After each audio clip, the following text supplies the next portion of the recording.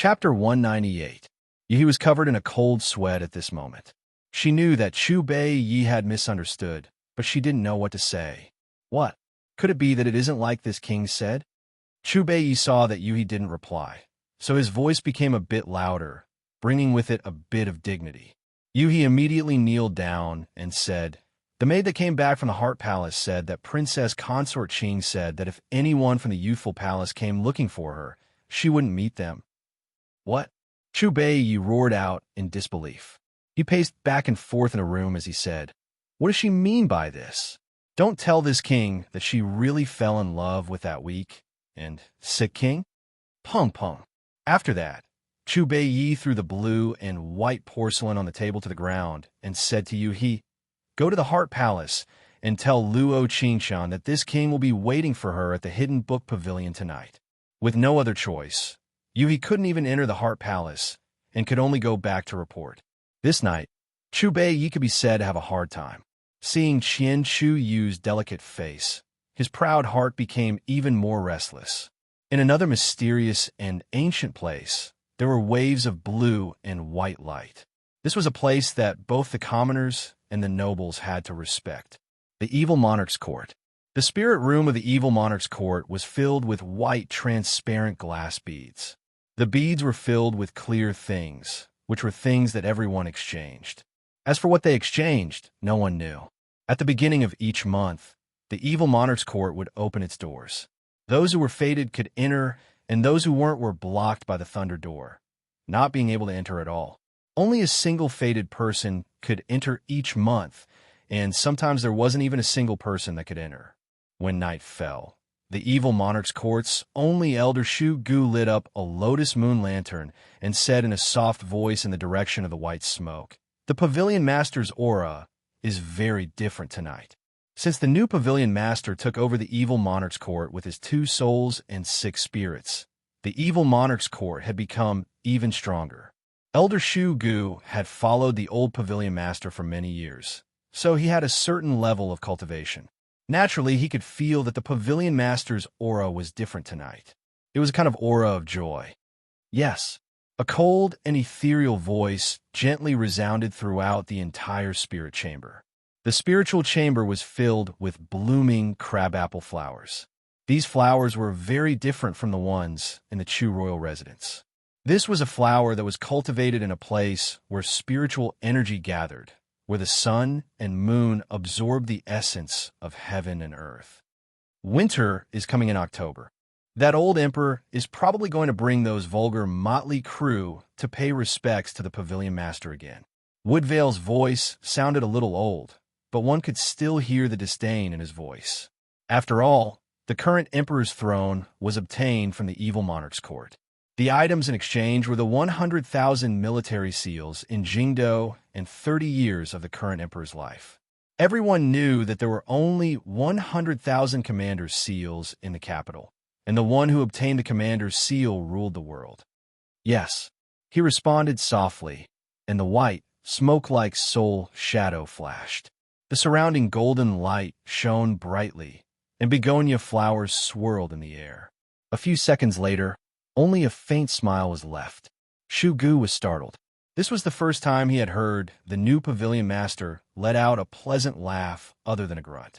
The next morning, the Chu royal household received an imperial edict from the current emperor. Chapter 199. "Master, your body isn't good. Why do you have to go to the Floating Wind Mountain this time?" Nian Yan helped Chu Nanxian pack his clothes as she continued. "Moreover, I've heard that the Evil Monarch's Court is a very terrifying place. If something happens to Master and Princess Consort Qing, what would Nian Yan do?" Puchi, Luo Qingshan heard this and couldn't help laughing as she said, "Nian Yan is at most a burial item. It isn't that big of a deal." Nian Yan was frozen in place, not daring to move at all. After a while, she looked at Luo Qingshan with a bitter face and said, "Don't scare Nian Yan. Nian Yan is very timid." Chu Nanxian was carrying things that Luo Qingshan might use, as he said with a faint smile. "I can see it." But she held her chin and looked at the incomparably careful Chu Nanxian as she said, "Nian Yan's words aren't without reason. If you don't go, King Chu won't make it hard for you." I'll just go as the representative. Chu Nansien was a bit surprised as he tightly knit his brows. After a while, he said, I'm not assured if you go alone. Last night, he had divined with his other identity and saw some things in the future. Although it was just a fog, he didn't want to let down his guard when it came to anything related to her. Luo Qingshun gave a slight nod.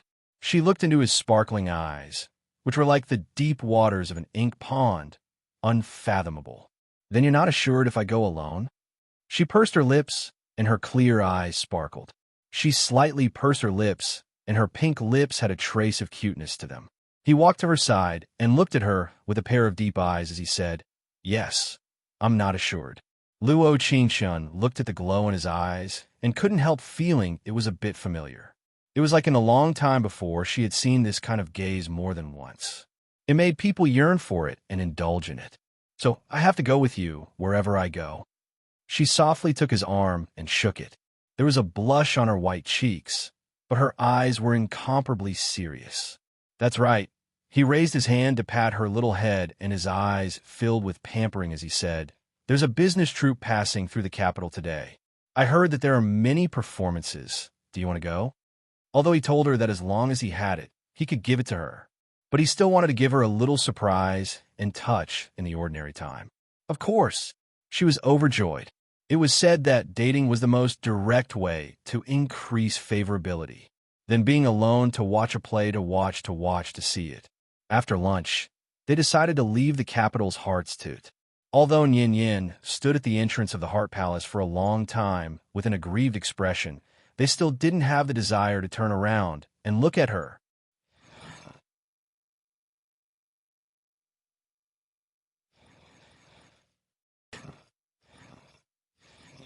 She held his hand and stopped at a small ornament stall.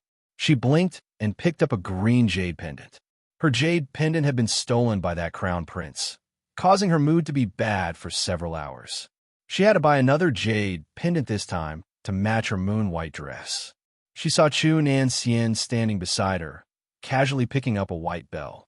The bell was white as snow, and the pink tassels fell down, bringing with it a faint fragrance.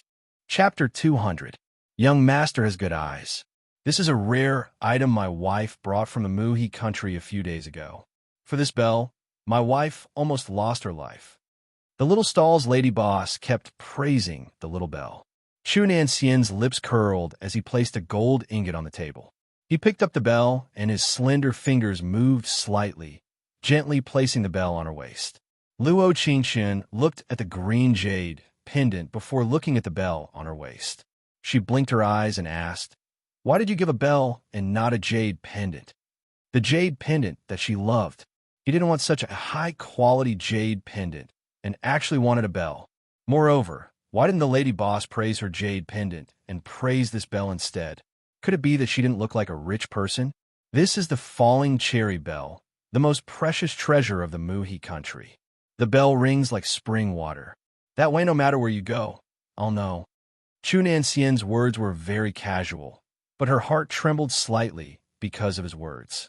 There were times when one would be afraid if they kept accepting a person's good things. Afraid that one day he wouldn't give it to her anymore. Or perhaps he wouldn't give it to her anymore. She felt that if she was pampered like this every day, every second, every minute, every second, wouldn't she be spoiled? Nansien. He nodded slightly and met her teary eyes. Then he panicked. Did? What? What is it? He anxiously patted her head and softly patted her back with one hand. If you don't like the bell, we'll just take the jade pendant, all right? Don't cry. After saying this, she began to cry even louder. It wasn't grievance, rather it was a strange feeling. After a long time, he carefully reached out to take the bell at her waist, but she instantly grabbed it tightly. She used her sleeve to wipe away the tears on her face and said, This is the bell you gave me. You can't take it back. Didn't you? Not like it. Who said that? She softly touched the falling cherry bell at her waist and revealed a sweet smile as she said, I like it very much. Really, she liked it very much, whether it was the bell or the person in front of him. Young master, young mistress. Just as they were about to leave, The lady boss came back to her senses from the dream of an ingot of gold. She hurriedly handed over a green jade pendant and said, "The two of you have given too much. If you don't mind, please accept this jade pendant." Chu Nanxian's lips slightly curled. When he was about to take the jade pendant, Luo Qingshun cut him off. She glanced at the jade pendant and chuckled. "The color of this jade pendant is indeed rare, but since I want this bell, I only want this." Just like her, if she liked someone, she would only like that person. She could clearly feel the person beside her tremble slightly as he held her hand. In an instant, he held her hand tightly in his. It turned out that he could hold the most important person in his life like this. How nice from afar. The sound of a sad song could be heard.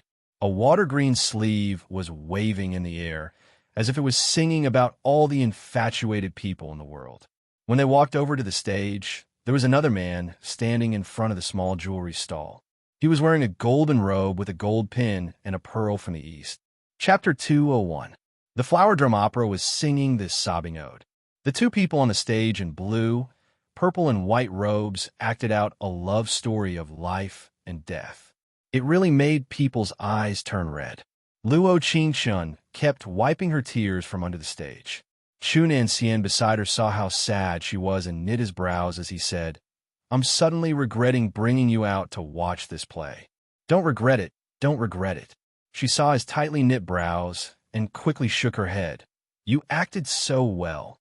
You can be this brave for love, not caring about anything else. There's no need to be this sad." He softly patted her little head as a pampering smile appeared in his eyes. Actually, he just didn't want to see her sad appearance. That's right. Luo Qingshun felt this was very reasonable as she nodded. She deliberately teased. These scenes of life and death only happen in dramas. If there was a day when we met the same thing as them, we would have already flown away in the face of disaster. "I won't leave you." His beautiful eyes looked overly guang like the moon, revealing a certain glow. "Our master, you're so serious." She leaned against him out of habit as her lips curled into a faint smile. It was just a joke, but she never thought that he would be this serious. Move aside, move aside. The crown prince is here. Why aren't you moving aside?" When Luo Qingshun was watching excitedly, there was a noise at the door. "Quickly run. The crown prince is here. Don't kill me, don't kill me." Ah, there was a pitiful cry as the person fell into a pool of blood. She looked up slightly and saw Chu Nanxian's tightly knit brows. The surrounding citizens heard this and instantly panicked. The rumors said that the crown prince was cold and arrogant, with many methods. Now that they were about to see the real person, wouldn't they be scared out of their wits? Ah, when Luo Qingshun wanted to stand up, she was hit by a rough man. Then a group of people came forward and pushed her to a corner beside a pillar. Ching Ching. Chu Nanxian watched as she was drowned in the crowd, but he had no way of catching her. However, he did not give up. Although his face was as pale as snow, he still braced himself and rushed in her direction. It wasn't until he saw her adorable face that his heart calmed down a little. She saw him quickly walk forward and grab her arm the moment he grabbed her arm.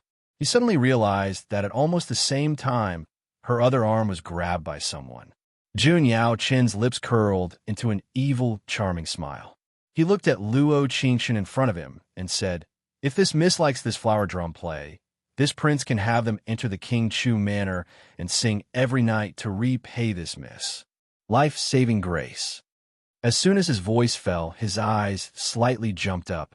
Looking at Chu Nanxian not far away, his eyes were filled with provocation.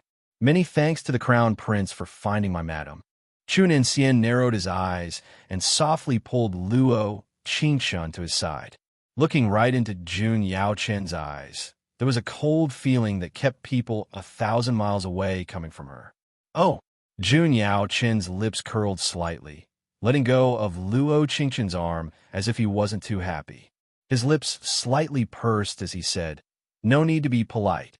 After saying this, he crossed his hands and walked in the direction of the troop. "From this day forth, you will go to the King Chu manor to sing. If this miss doesn't like it, then you should think about whether there is a need for you to live in this world." His enchanting voice slowly rang out, just like the grace of a demon that entered her ears. No, she wanted to say something, but Chunan Xian beside her stopped her. Chapter 202. You'll come with Nian Yin to the side hall for a while. Once this storm passes, I'll send you out of the city. Chunan Xian said to the members of the troop. Thank you, Your Highness. Please come with me. Nian Yin nodded and led them down. Master, why didn't you let me directly? Ching, perhaps you don't understand this crown prince too well. His style of doing things is much more ruthless than the current emperor. Chunan Xian took her hand and led her into the hall. He explained while walking, if you didn't want this troop just now, they would have already left this world. Chunan Xian's eyes sunk as the look he had when he looked at Luo Qingshun appeared in his mind. In those evil, charming eyes, there was a trace of excitement and possessiveness.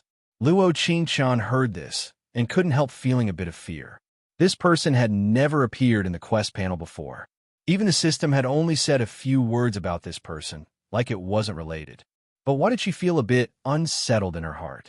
She always felt that this person was the most terrifying person in this world. 2 days later, King Chu followed the emperor to the evil monarch's court in Floating Wind Mountain, performing a grand ceremony of 3 kowtows and 9 bows.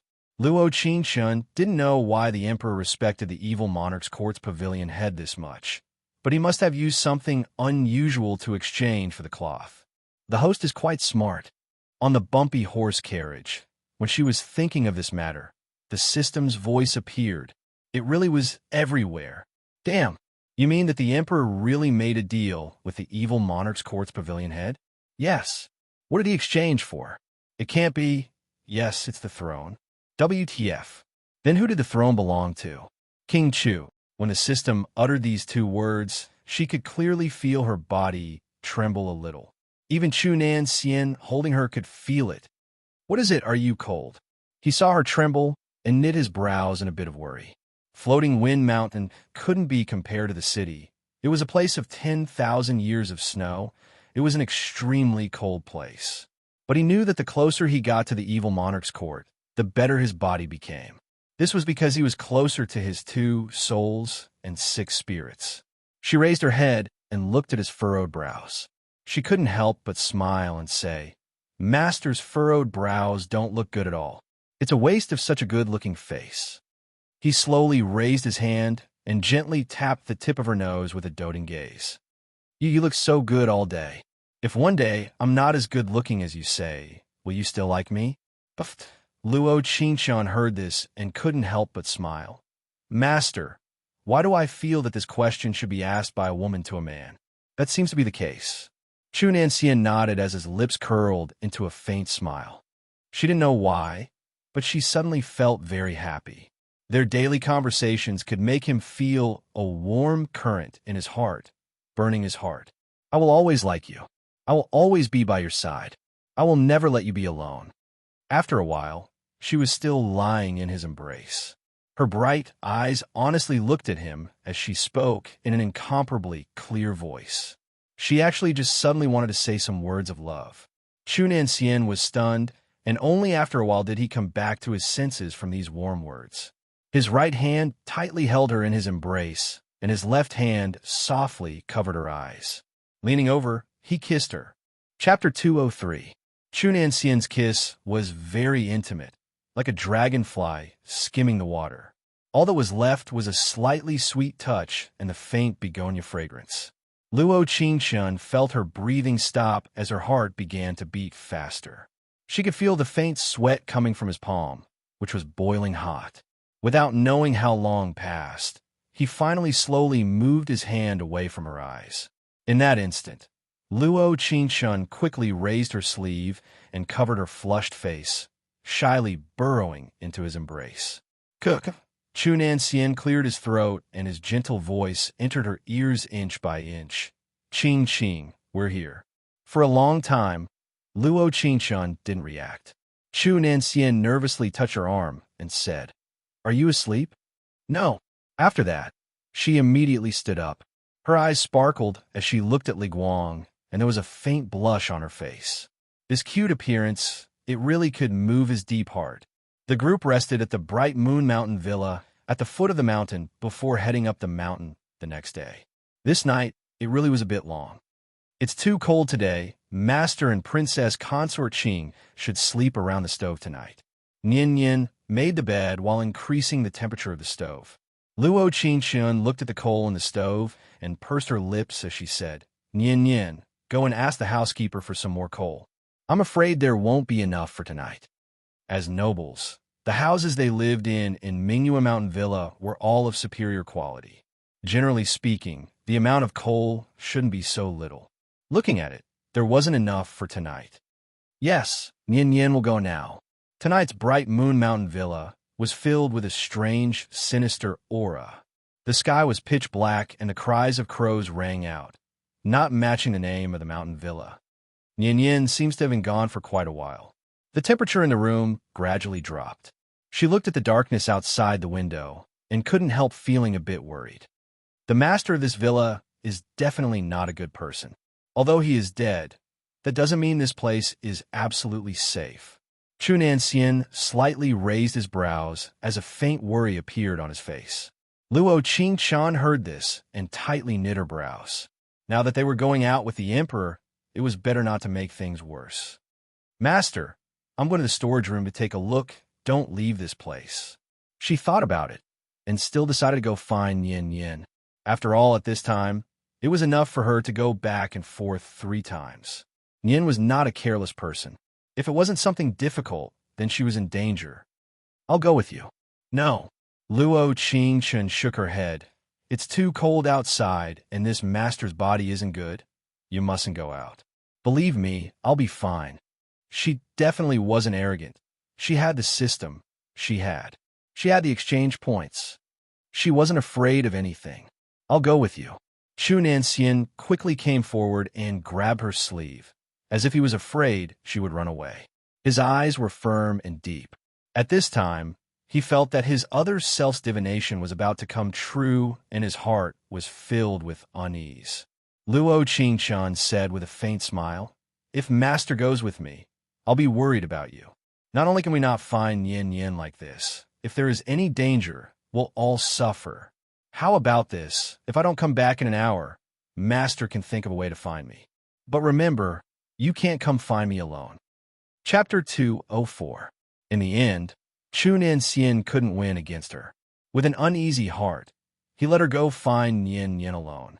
Actually, their room wasn't that far from the storage room, but this path was arranged with the 5-element 8 trigrams array, so it was a bit hard to walk. But properly speaking, the Taoists that came with the emperor had already taught them how to walk the array, so they shouldn't get lost. Xiao, a cold wind blew and the surrounding light dimmed. If the candle in her hand went out, she wouldn't be able to walk back. Whoa, who is it? Before she reached the storage room, she heard a small sound coming from the rockery in the back garden. Woo! Princess Qing, quickly leave. Nian and Xiao. There was another gust of wind, but this wind was different from before. It was the sound of a person quickly appearing beside her. What? Qingshan isn't happy to see this king. A familiar voice came from behind her. Luo Qingshan tightly knit her brows. She knew who the person behind her was, but she didn't know why this person had kidnapped Nian Yin. Chu Beiyi. Her eyes turned cold and her brows slightly knit. She pursed her lips and said, It's the middle of the night, Nian Yin, and I won't disturb Master Bei's mood. After saying this, she turned to leave, but she found that the other side was faster than her, tightly grabbing her arm. Slender fingers tapped her back twice, and she couldn't move at all. Chu Beiyi gave a cold laugh and softly said in her ear, Luo Qingxun, how long do you want to keep pretending? Don't you want to loosen the reins only to grasp them better? This king will give you this chance tonight. Let go of our princess consort Qing. Nian Yin used all her strength to break free of the 2 secret guards holding her and charged to Luo Qingxun's side. A pair of hands covered in blood tightly grabbed Chu Beiyi's leg. Her face was very pale, but there was a determination to die in her eyes, wanting to protect her master. What did you do to Nian Yin? Luo Qingxuan looked at Nian Yin covered in blood and said through gritted teeth, Chu Beiyi, just what do you want to do? Ha! Ha!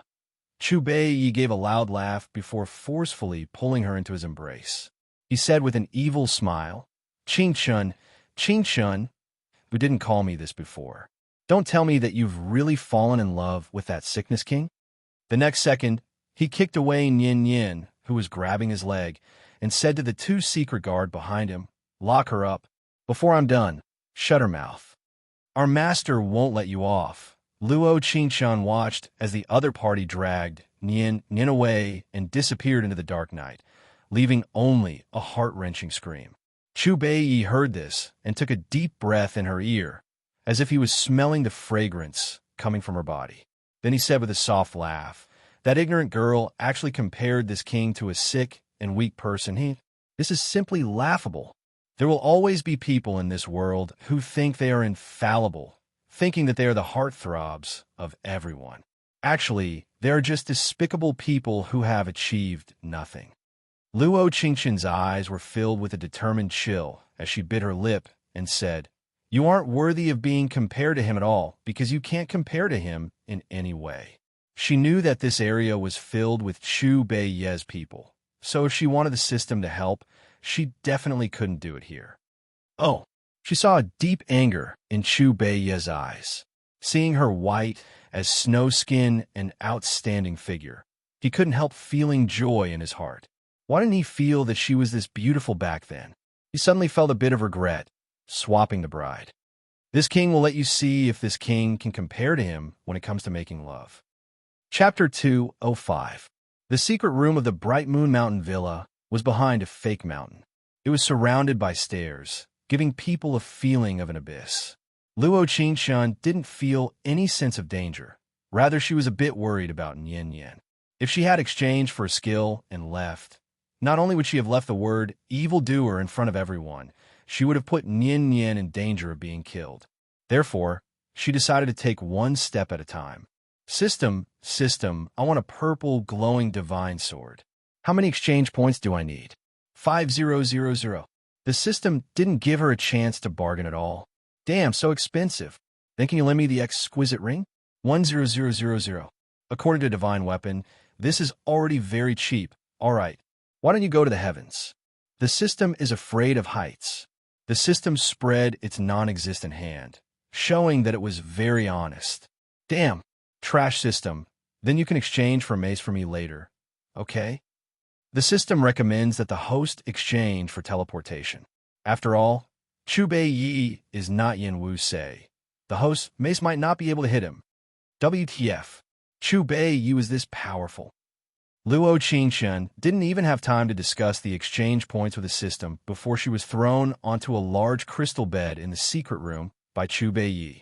There were a total of 12 blue candles lit in the secret room, and there was a faint musk smell in the air, making people lose consciousness after taking a deep breath. Luo Qingshan, you liked this king that much in the past, but now you've changed your heart after marrying that sickly king. You really hurt me. Chu Beiyi didn't charge forward like a wolf. Rather, he angrily looked at her, wanting to vent the frustration in his heart. She gave a soft laugh before saying with a cold snort, what? Does Master Bei not have any interest in Qian Chuyu and want to change his taste? Her voice was filled with ridicule. Others didn't understand Chu Beiyi, but how could she not? The previous host had died so miserably. He had made quite a bit of contribution. Chu Beiyi angrily stared at her as he tightly gritted his teeth and said, you love this king, right? You're waiting for this king to pamper you, so you're deliberately ignoring this king, right? He didn't believe it. He definitely didn't believe it. Luo Qingshan's eyes had always been on him, so why did it suddenly change?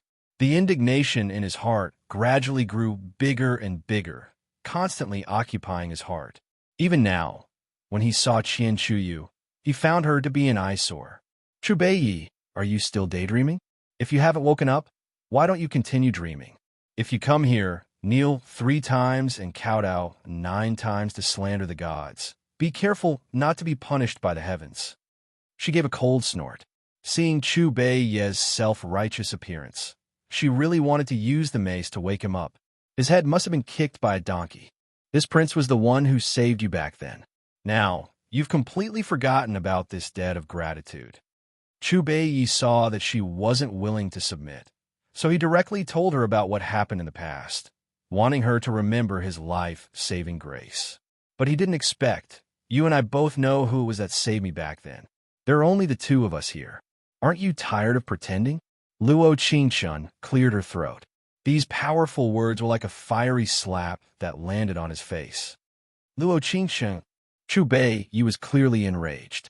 He tightly clenched his fist as he leaned over, looking at her white cheeks as he said, "After tonight, you're mine. No matter how strong your little mouth is, it will only be a thing under my body." After saying this, he reached out to touch her clothes.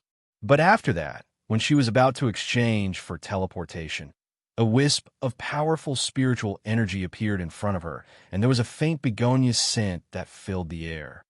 Chapter 206. That powerful azure smoke turned into a vague figure that instantly pressed Chu Bei Yi to the ground. The entire secret room was filled with a chill, as well as a murderous aura. "Who are you, actually daring to attack this?" Before Chu Bei Yi could finish, his throat was firmly pressed down by a powerful force, and he couldn't move at all. Luo Qingshun felt a warm aura surround her, and her acupuncture point was instantly unsealed. The begonia flower fragrance in the air completely covered the musk. Taking a deep breath, she felt refreshed. The wind flutters above the evil monarch. The sword picks the falling flower, the emperor's decree. A cold-as-water voice came from around her, being very cold and filled with a strong power. "Ghost, ghost, ghost, ghost!" Chu Bei's expression changed, as if he had been greatly frightened. His eyes were empty as he looked at the dark secret room, as his body kept trembling. This secret room was brought to him by the young master of the Bright Moon Villa in the past. How could other people know about it? Moreover, why couldn't he grab anything substantial? He just felt like he was being grabbed by someone.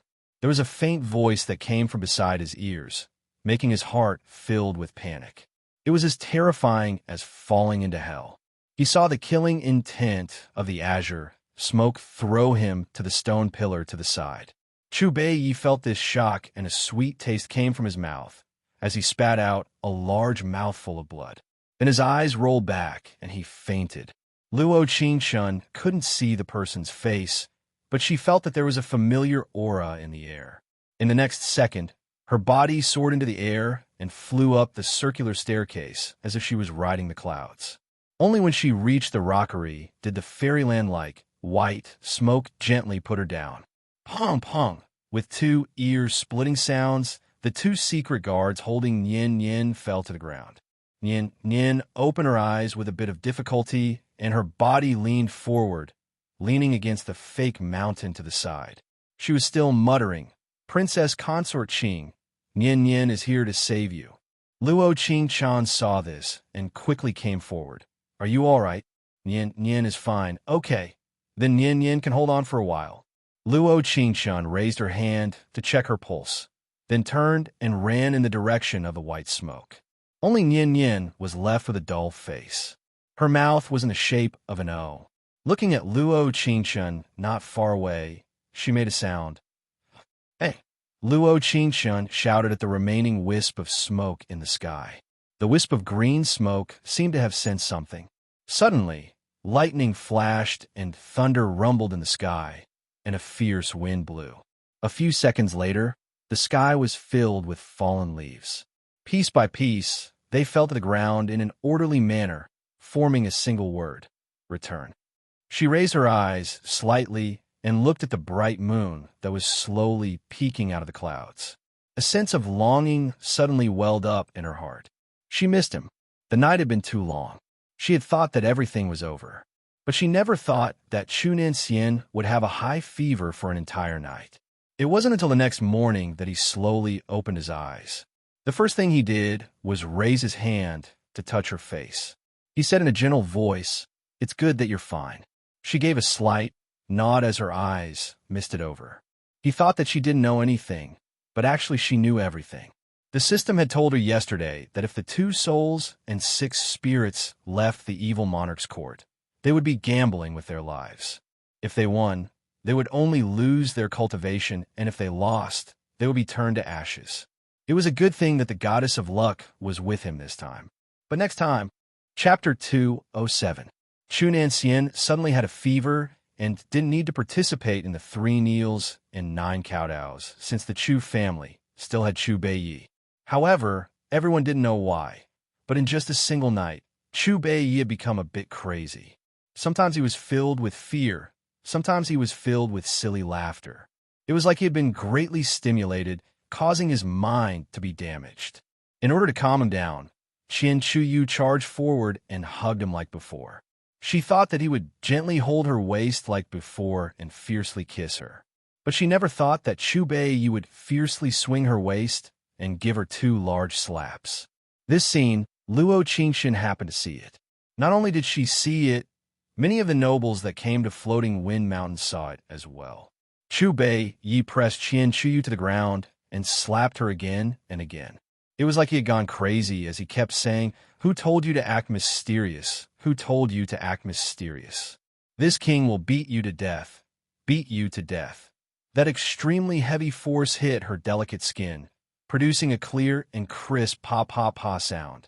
Qian Chuyu could only desperately cry for mercy, but no one dared to pull Chu Beiyi away. They could only let her enjoy the pain and wait until Chu Beiyi was tired before naturally stopping. Logically speaking, it was really satisfying to see such a scene. This could be considered taking revenge for the previous host, although it didn't seem like it came from her. However, King Chu was very angry. After all, the emperor attached great importance to the evil monarch's court's pavilion head kneeling. The emperor was already eyeing the King Chu manor, thinking that he was eyeing the throne. If his 2 sons didn't go at this time, they would definitely be criticized. Chu Beiyi definitely couldn't go with this appearance. Even if Chu Nanxian's body was weak, he had to bite the bullet. They had to kneel on the way to the evil monarch's court, but before they even reached the halfway point, Luo Qingxun already felt her knees hurt. But Chu Nanxian beside her seemed to be in a good state, being happier the more he knelt. He didn't have the feeling of being on the verge of death from his high fever yesterday. She couldn't help giving a shrug as she thought. Thinking about it, of course he would be happy if he knelt down. Does Qingqing's knee hurt? He turned to look at her, who was pouting and looking aggrieved, and asked with heartache. Suddenly, he felt that this kind of kneeling ceremony was rather useless. He might as well skip it next year. It hurts. She pretended to be depressed as she looked at him and said, "This kneeling is inhumane." There was nothing wrong with what she said. Starting from the foot of the Bright Moon Mountain Villa to the evil monarch's court at the peak, one had to kneel down over 1,000 steps. He would kneel until his knees were crippled. Okay? How is this humane? Chu Nanxian gave an honest nod and said in a serious voice, "Qingqing's words are reasonable. There's no need for next year." At this point, he seemed to feel that something was wrong.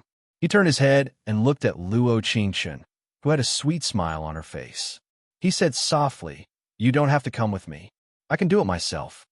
In fact, Luo Qingxun knew that what he wanted to say was that there would be no need to hold this kind of kneeling ceremony next year. Sometimes their master was really adorable. In his gentleness, there was a trace of cuteness.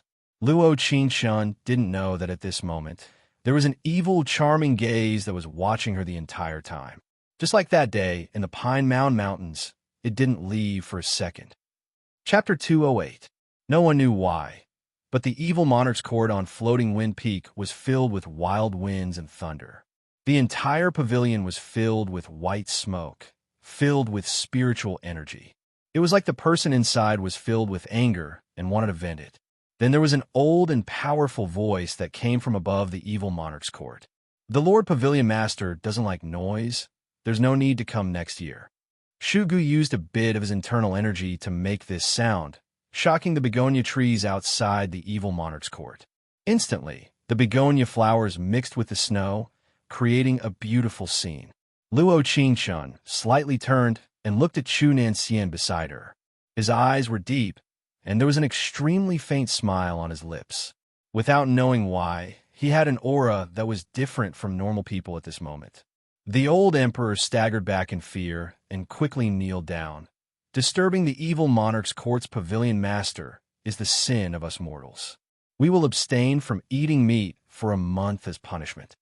After that, everyone knelt down and repeated the emperor's words.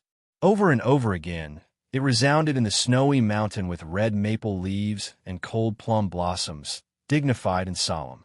Only Luo Qingshan muttered in a small voice, "But I don't want to abstain from eating meat. I want to eat meat." "Then eat meat. Whatever Qing Qing wants to eat. You can eat it." She didn't know if Chu Nanxian beside her had good hearing or not, but he could actually hear what she was saying in this loud crowd. However, in the next month, Luo Qingshan didn't eat a single bite of meat. This was because the King Chu Manor's kitchen didn't sell meat at all. There wasn't even a single bit of meat. After all, the current emperor had issued a royal decree banning meat for a month. Even the commoners didn't dare sell meat. This was simply letting the heavens off. Chu Nanxian watched her eat tofu while being determined to live and die. He couldn't help feeling a bit of heartache. It was all his fault. Luo Qingshan saw his slightly knit brows and said with a nod, "Your thoughts are very correct." Chu Nanxian was clearly stunned. His dark eyes sparkled as he said, "How does Qing Qing know what I'm thinking? Don't you know that there's a kind of telepathy in this world?" Luo Qingshan blinked and looked at him with clear eyes. "For example, what I'm thinking. Don't you know? Eat meat. Yes, yes, yes. Meat, meat, meat, meat." She nodded with a serious look on her face. Even so, she was still quite satisfied with her current life. There was a touch of gentleness in the ordinary. She had such a warm person by her side, every day and every night. He watched the sunrise and sunset, enjoyed the feast of thousands of flowers, and occasionally played mischievously, but he always looked at you with a doting gaze. The happiest thing in this world is, you are making trouble, he is laughing, warm for a lifetime. Allow me to thank you for giving me light and dreams. She raised her eyes slightly and looked into his eyes. There was a faint smile on her lips as she said words of love that warmed his heart. Ding! Affection has increased by 10. Mission completion rate is now 70%. Why did she feel that every time she said sweet nothings, her master would give her more favorability points? So it turned out that her master was this shy. "I never thought that I would meet this kind of you in my life, the one who has always been by my side. But why are you this good to me? I'm clearly this useless." "Don't say it." She reached out her hand and touched his lips. Her face was a bit red as she said with a smile, "Because I like you and because Luo Qingshan likes Chu Nanxian." Chapter 209. His eyes narrowed slightly, and there was a soft and misty look in his eyes, flashing with fragmented light. Then his right hand softly stroked her white cheeks, and that bewitching face kept approaching her. When he was about to kiss her, Nian Nian's shocked cry came from not far away. She couldn't help stomping her foot with an unwilling look. She bit her lip and softly said, "When are you going to marry Nian Nian off? I feel that I can give her a good family tomorrow." Chu Nanxian gave a firm nod, showing that her thoughts were very correct. "That makes a lot of sense." She looked at the reflection in his eyes and smiled sweetly. At this moment, she and Chu Nanxian were still immersed in their sweet and warm time. They didn't know that the moment the door was opened, it would be the biggest change in their lives. This matter had to be mentioned from a month ago, the Pine Mountain hunt. Not a single person who attacked the crown prince, Jun Yaochun, survived, but a month later, the South Ridge water capital's Yang Yi rebelled. After he was captured by Jun Yaochun, he confessed to the assassination on the Pine Mountain hunt. What was worth mentioning was that this South Mountain water capital's Yang, it was recommended by King Chu 3 years ago. Rebelling and assassination. Whether the King Chu Manor participated in the rebellion or not, it was hard to say. King Chu was a thorn in the emperor's side, but he didn't have a chance to remove the roots. Now that there was this perfect chance, how could there be a single chance for him to turn around? "The soldiers will be here soon." "Master, Princess Consort Qing, what should we do?" Nian Nian stuttered out what happened before repeating the last sentence. What to do?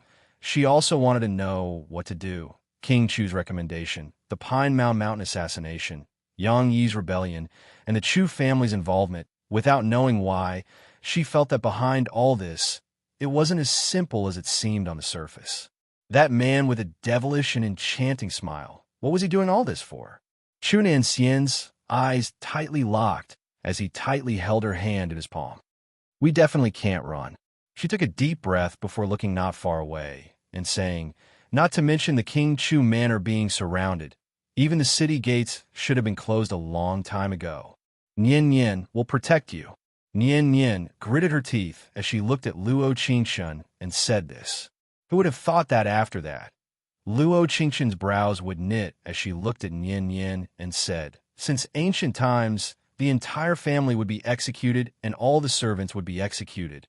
"Ah, no, don't scare me." "Nian Nian, I'm not scaring you." As soon as her voice fell, she saw the imperial bodyguards not far away rush into Tang Xian Hall and firmly surround them. The leader of the group was a familiar figure. Jun Yaochun was wearing a black robe with golden edges and a flood dragon embroidered on it. In the wind, he looked very imposing. His eyes fell onto Luo Qingshun after he came in. He crossed his hands and his lips curled into a faint smile. "Take them all away." Nian, nian, nian, nian, nian, nian, nian. Nian till he narrowed his eyes, which were filled with extreme coldness. It was a gaze that she had never seen before. That gaze contained an unfathomable emotion. Worry, anger, confusion, determination. However, the hands that held him tightly did not let go for even a moment. He did not know why, but he was a little afraid. Chapter 210. But in the end, this pair of tightly clenched hands was still forcefully separated when they entered the jail. In the future, when she remembered the look in Chu Nanxian's eyes, her heart would strangely fill with pain. At that time, he kept looking back at Luo Qingshun being tightly held by Jun Yaochun. His pursed lips looked like they were about to bleed. That pair of deep eyes. There was a faint mist that was filled with sadness and unwillingness. It was like he just wanted to take another look at her. A single look would last for 10,000 years. Why did he only spend such a short time with her? Why couldn't life change later? Why was he so helpless when faced with this kind of change? It wasn't that he didn't know the consequences of rebellion. So when Jun Yaochun took her away, his heart calmed down. At least she didn't need to die with him. But he still greedily wanted to take another look at her. At least when he closed his eyes forever, his eyes would only be filled with her. Luo Qingshun was General Luo's daughter after all, and she hadn't been in the King Chu Manor for long. If this matter was traced back to 3 years ago, it wouldn't be related to her at all. The emperor remembered General Luo's dedication to the country, and adding in the crown Prince Jun Yaochen's unusual pleading for her, he agreed to temporarily put Luo Qingshun under house arrest in the general's manor. After the Chu family's rebellion case was decided, he would make a plan. Although the emperor didn't say it clearly, everyone could hear that Luo Qingshun's life was saved. Outside the throne room, General Luo kept thanking Jun Yaochun. Although he was an old man, he could still see a different emotion in the crown prince's eyes when looking at his daughter. "The general's manor is far away, and my daughter has suffered quite a bit of shock today.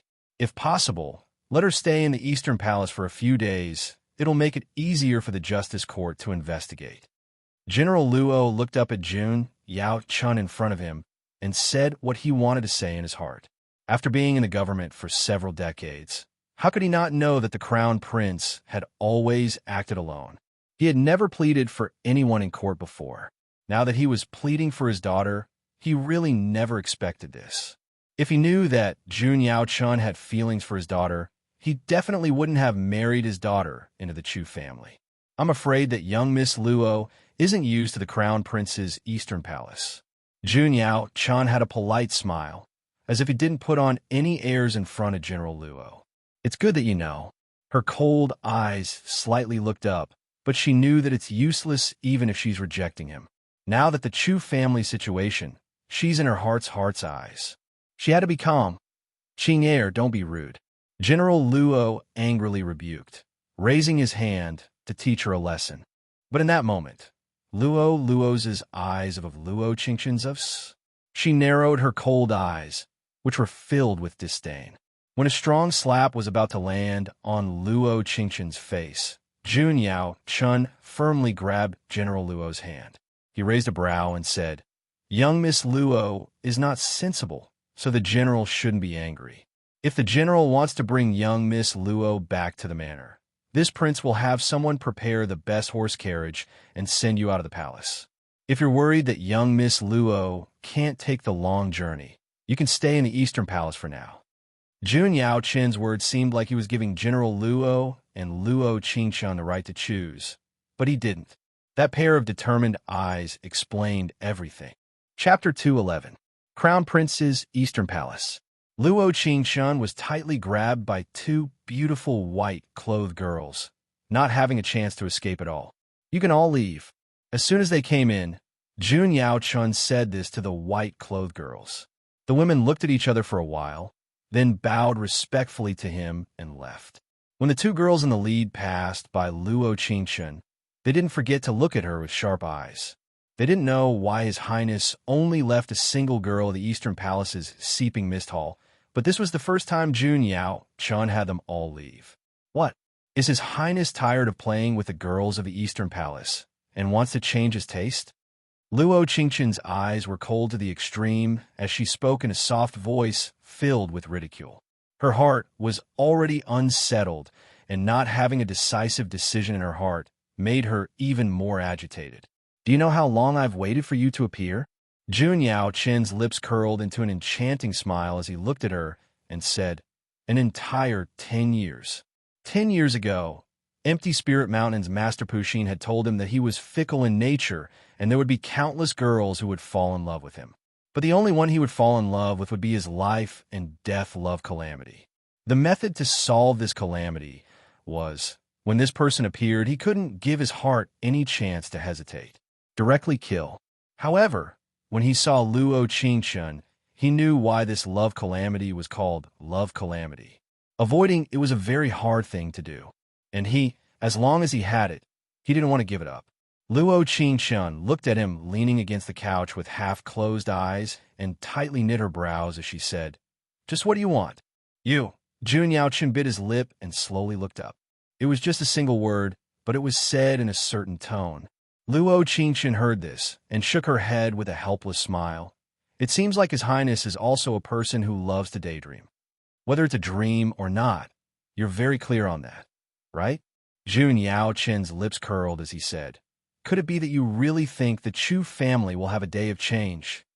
3 years ago, he had already set out to plot against the Chu family. Originally, Yang Yi did not intend to rebel at this time. He wanted to wait for a better opportunity.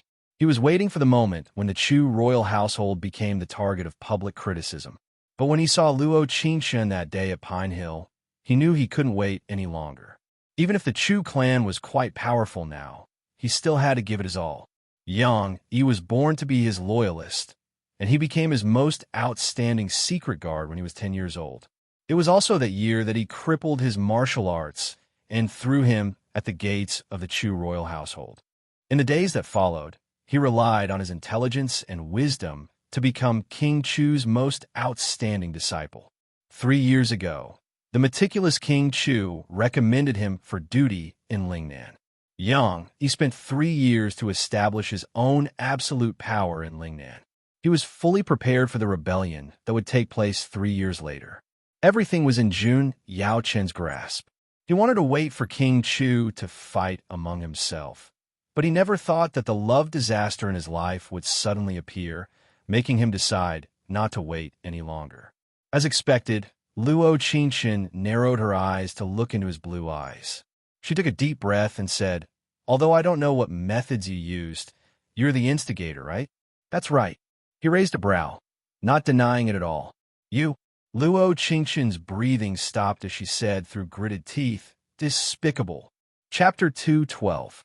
Luo Qingxian thought that she still had time to discuss a plan with the system, but Jun Yao Chen's words made her heart tremble. What would it be like to be punished with the emperor's tacit consent? She didn't dare imagine it at all. After a while, she took a deep breath before looking up at him and saying, let's make a deal.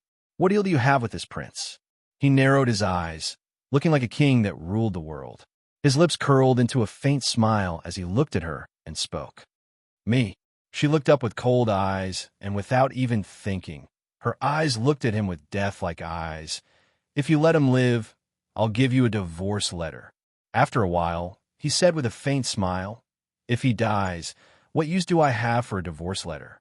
I can still obtain you. If you also want the corpse, I don't have to make this deal. Luo Qingshun gave a cold snort as her eyes filled with a determination that normal people didn't have. Ha! Ha! Jun Yaochun suddenly stood up and quickly came to her side. He softly raised her white as snow face and said, "Then this prince will use the corpse-preserving pill to keep your corpse. You'll still be in the seeping mist hall, staying by this prince's side every night." You lunatic! In that instant, she suddenly felt how terrifying Jun Yao Chun was. It really was like Chu Nanxian said, this person wasn't a good person, he was simply a perverted existence. But after that, Jun Yao Chun came close to her ear and said in a soft voice, "This prince still wants the divorce letter you mentioned. So this prince accepts your deal." She didn't know how she walked into the Justice Temple. She just knew that she who had never been afraid in any world couldn't stop her heart from trembling at this moment. As long as he was alive, there was hope for everything. She thought this as she raised her slightly trembling right hand and walked into the prison. But in the next second, her tears fell uncontrollably. Inside the execution room, Chu Nanxian was pinned to the wall by the iron chains. There wasn't a single part of his body that was intact, and he was covered in blood, shocking people who saw him. His eyes were tightly closed, and his long lashes seemed to have sensed something as they trembled slightly. The corner of his mouth moved slightly. He wanted to say something, but he didn't have the strength to do so. Blood dyed his moon-white clothes red, dripping down drop by drop. Luo Qingshun gritted her teeth and used all her strength to stop her voice from trembling. She said to the jailer, "Let him down." The jailer looked at the white-clothed girl behind him and saw the white-clothed girl give a slight nod before he let Chu Nanxian down. The instant the iron buckle was opened, Chu Nanxian fell to the ground like a corpse. At that moment, she felt a sharp pain in her heart. So this was what it felt like to see the person you liked dying in front of you. She had never experienced this before. In the past, it seemed that she had always been the one on the brink of life and death, allowing him to experience this feeling. Only now did she realize that this kind of pain could seep into her bones and cause her to be in so much pain that she wished she was dead. "What are you still doing here?" After a while, her eyes narrowed as she looked at the jailer and the white-clothed girl. Her eyes were filled with a deathly indifference. "I asked young Miss Luo to hurry up. His Highness is still waiting for you." The white-clothed girl's eyes were filled with disdain, but she had no choice but to leave with the jailer. After all, this was what His Highness told her to do. Instantly, there was only Luo Qingshun and Chu Nanxian left in the execution room. She tightly bit her lip and walked in the direction Chu Nanxian had fallen in. Chapter 213. Luo Qingshun's nose turned sour. She leaned over and instantly hugged him as her tears couldn't stop falling drop by drop. His life had been filled with tragedy since he was born. He didn't have many happy days and thought that she would bring him happiness by his side. But he never thought that it would only bring him a short period of happiness and endless pain. Why did such a good person have to suffer this much? And why could such a vicious person live so freely? How could this world be so unfair? In the past, King Chu's throne was given to the current emperor. Now, they weren't satisfied. The father and son worked together to uproot the Chu family and exterminate them. Who could be this shameless and despicable? "Master," she tightly bit her lip as she looked at him in her embrace who was on the verge of death, and called out. Chu Nanxian's eyes were tightly closed, and his brows were slightly knit. His lips moved, and he wanted to say something, but he couldn't say a thing. No, nothing could happen to him. Definitely not. System, the host can exchange for the spirit cleansing pill. At least it can wake him up. The wounds on his body won't hurt as much, but it will take a long time for him to recover. The system quickly read her thoughts and said it out loud. "All right, exchange." Ding! 500 exchange points has been taken. Successfully exchanged for 1 spirit cleansing pill. Luo Qingshun quickly fed the spirit cleansing pill the system gave her into Chu Nanxian's mouth. After a while, he slowly opened his eyes. Ching ching. Chunin Xian tightly knit his brows, and he was slightly panting when he spoke. But when that voice entered her ears, it was as gentle as water and as pleasant to hear. How do you feel?" She took a deep breath and forced herself to calm down as she looked at him. Chunin Xian revealed a faint smile. Seeing her eyes filled with tears, he pursed his lips in pain and said, "I'm much better, don't worry." "That's good." The next second, she forced herself to put him down. She slowly stood up and said, "You should be very clear about the Chu family's rebellion. It hasn't even been 3 months since I married into the Chu royal household, but I have to endure so much criticism and pain from the outside world. I feel very tired." She turned her back to him and tried her best to straighten her body. She forced every word out of her mouth for him to hear. It was because she knew that Jun Yaochan was in a corner not far away, watching her every move. If she did not harden her heart, he would definitely not let her off. "Ching Ching, just say what you want to say." The effects of the spirit cleansing pill seemed to be gradually taking effect in his body, and his mind became more clear. However, his heart felt as if it was being pierced by needles. The words she had said to him not long ago still rang in his ears, but now they were like scattered sand, gone with the wind. "I, Luo Qingshun, have never done anything wrong to the Chu clan. Now that the Chu clan is facing the extermination of the 3rd generation, I don't think I can share your suffering. If you can, give me a divorce certificate."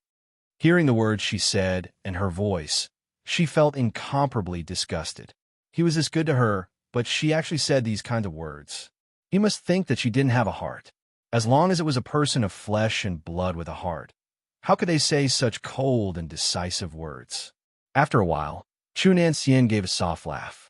His gentle voice slowly sounded, like a warm spring breeze that blew into her heart.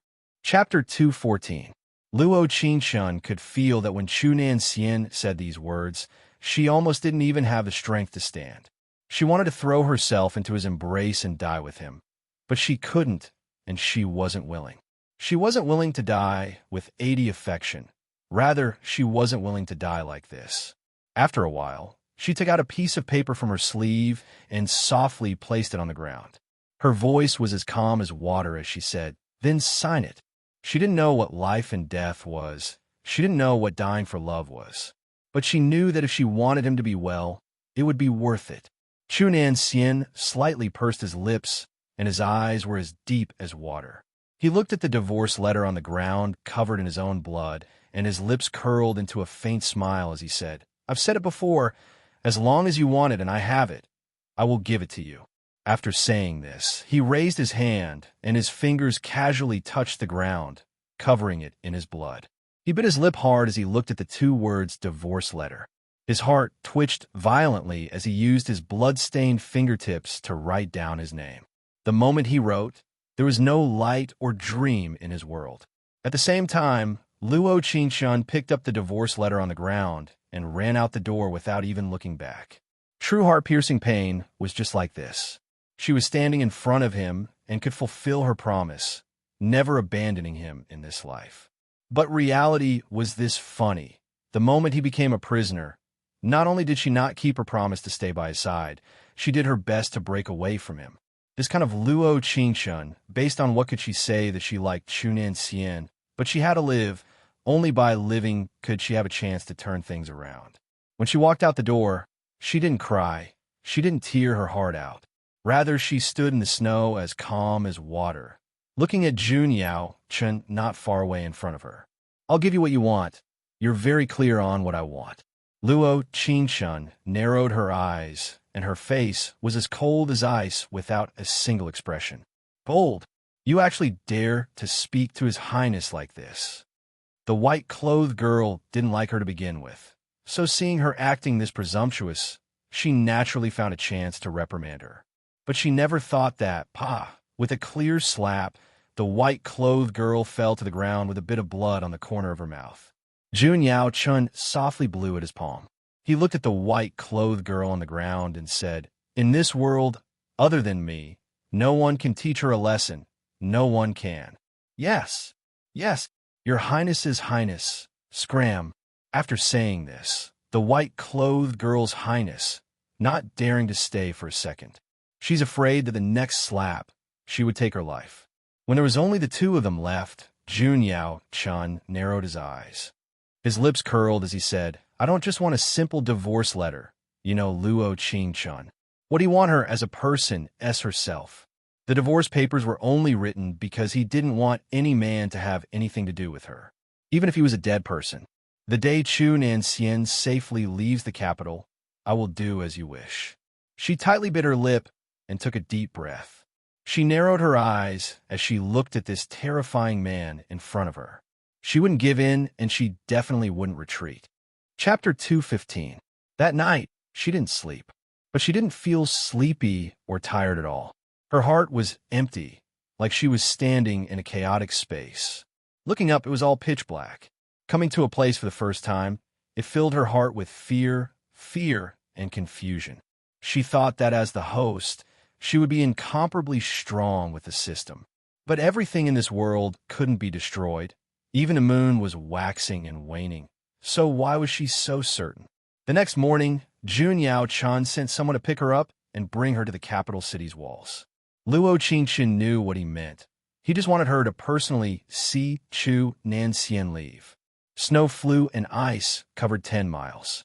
Time was like this, there were no regrets. She stood on the city wall and slightly looked up. She closed her eyes and let the ice-cold snow fall on her white cheeks. It was like she could hear the familiar footsteps in the distance, creating ripples in her dead heart. She saw a person in a blood-stained white robe that was as light as snow in her eyes. It was like he felt something as he slowly looked up, looking at the city wall in front of him with a face as pale as snow. Looking at her clear eyes, the corners of his mouth lifted into a faint smile. That smile, it was filled with endless thoughts and unwillingness. Giving up everything just to take a look at her. Just this one look was enough. Chu Nanxian. Her lips slightly moved as she silently called his name. She watched him stumble forward, walking out of the city gate step by step. It was a vast expanse of white snow. Wherever he walked, it was dyed red. She asked the system last night what she should do. The system only told her that before the story reached the end, there was no solution. Actually thinking about it, the system had given her a hint from the beginning, but she didn't care about it. But so what if she cared about it? There was no way in the end. She took a deep breath, and her slender white fingers dug into her flesh, digging into her palm. Seeing his back as he left, seeing his white robe soaked in blood, her heart was already numb from pain, so painful that she couldn't breathe. If it wasn't for Jun Yao Chan whispering in her ear, she would have always thought that Chu Nanxian still had time to wait for her. Safely leaving the capital city, this prince has done it. Jun Yao Chan slightly pursed his lips and revealed a terrifying smile. Luo Qingqian felt her body tremble, and before she could react, there were large amounts of archers on the city wall, standing in formation. After that, she gave a heart-wrenching cry. Chu Nanxian. Instantly, the figure in the snow trembled before slowly turning around. Chu Nanxian looked at her eyes that were filled with despair, and his heart suddenly warmed. Without knowing why, in the moment of death, he was actually a bit happy. Sure enough, she had only said those resolute words to him for the sake of his survival. She was still the same Luo Qingqian, the Luo Qingqian who loved to say sweet words to him, the Luo Qingqian who liked to sleep in his embrace. He was really a fool. She was also a fool.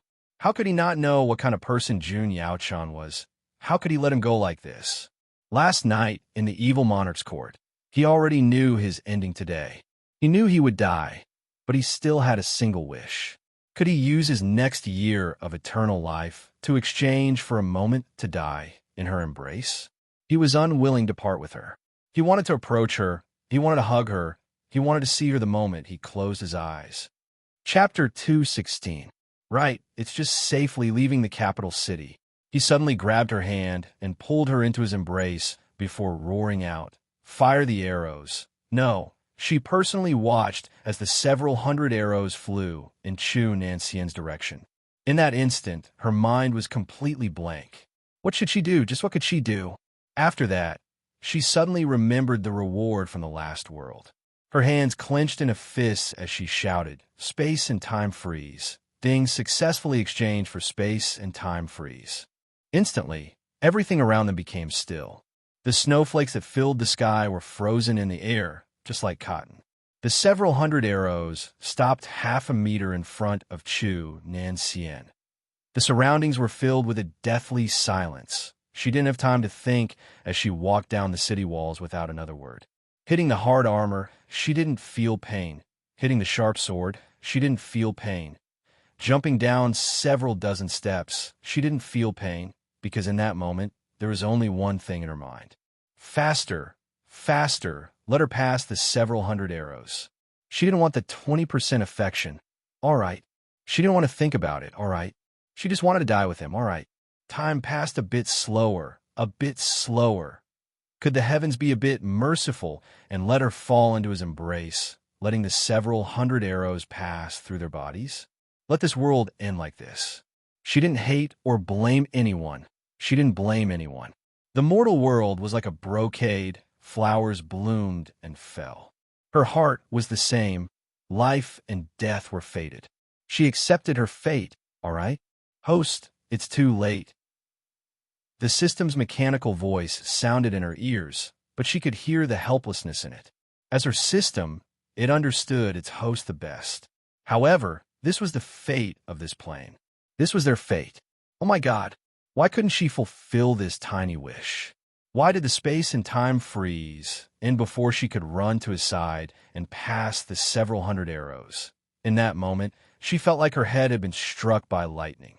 Everything around her returned to normal, but her world had been frozen. If she didn't personally see the person she loved die in front of her, perhaps she wouldn't be able to feel this kind of pain in her entire life. It was like a blade cutting into her heart, a pain that felt like it was being torn apart.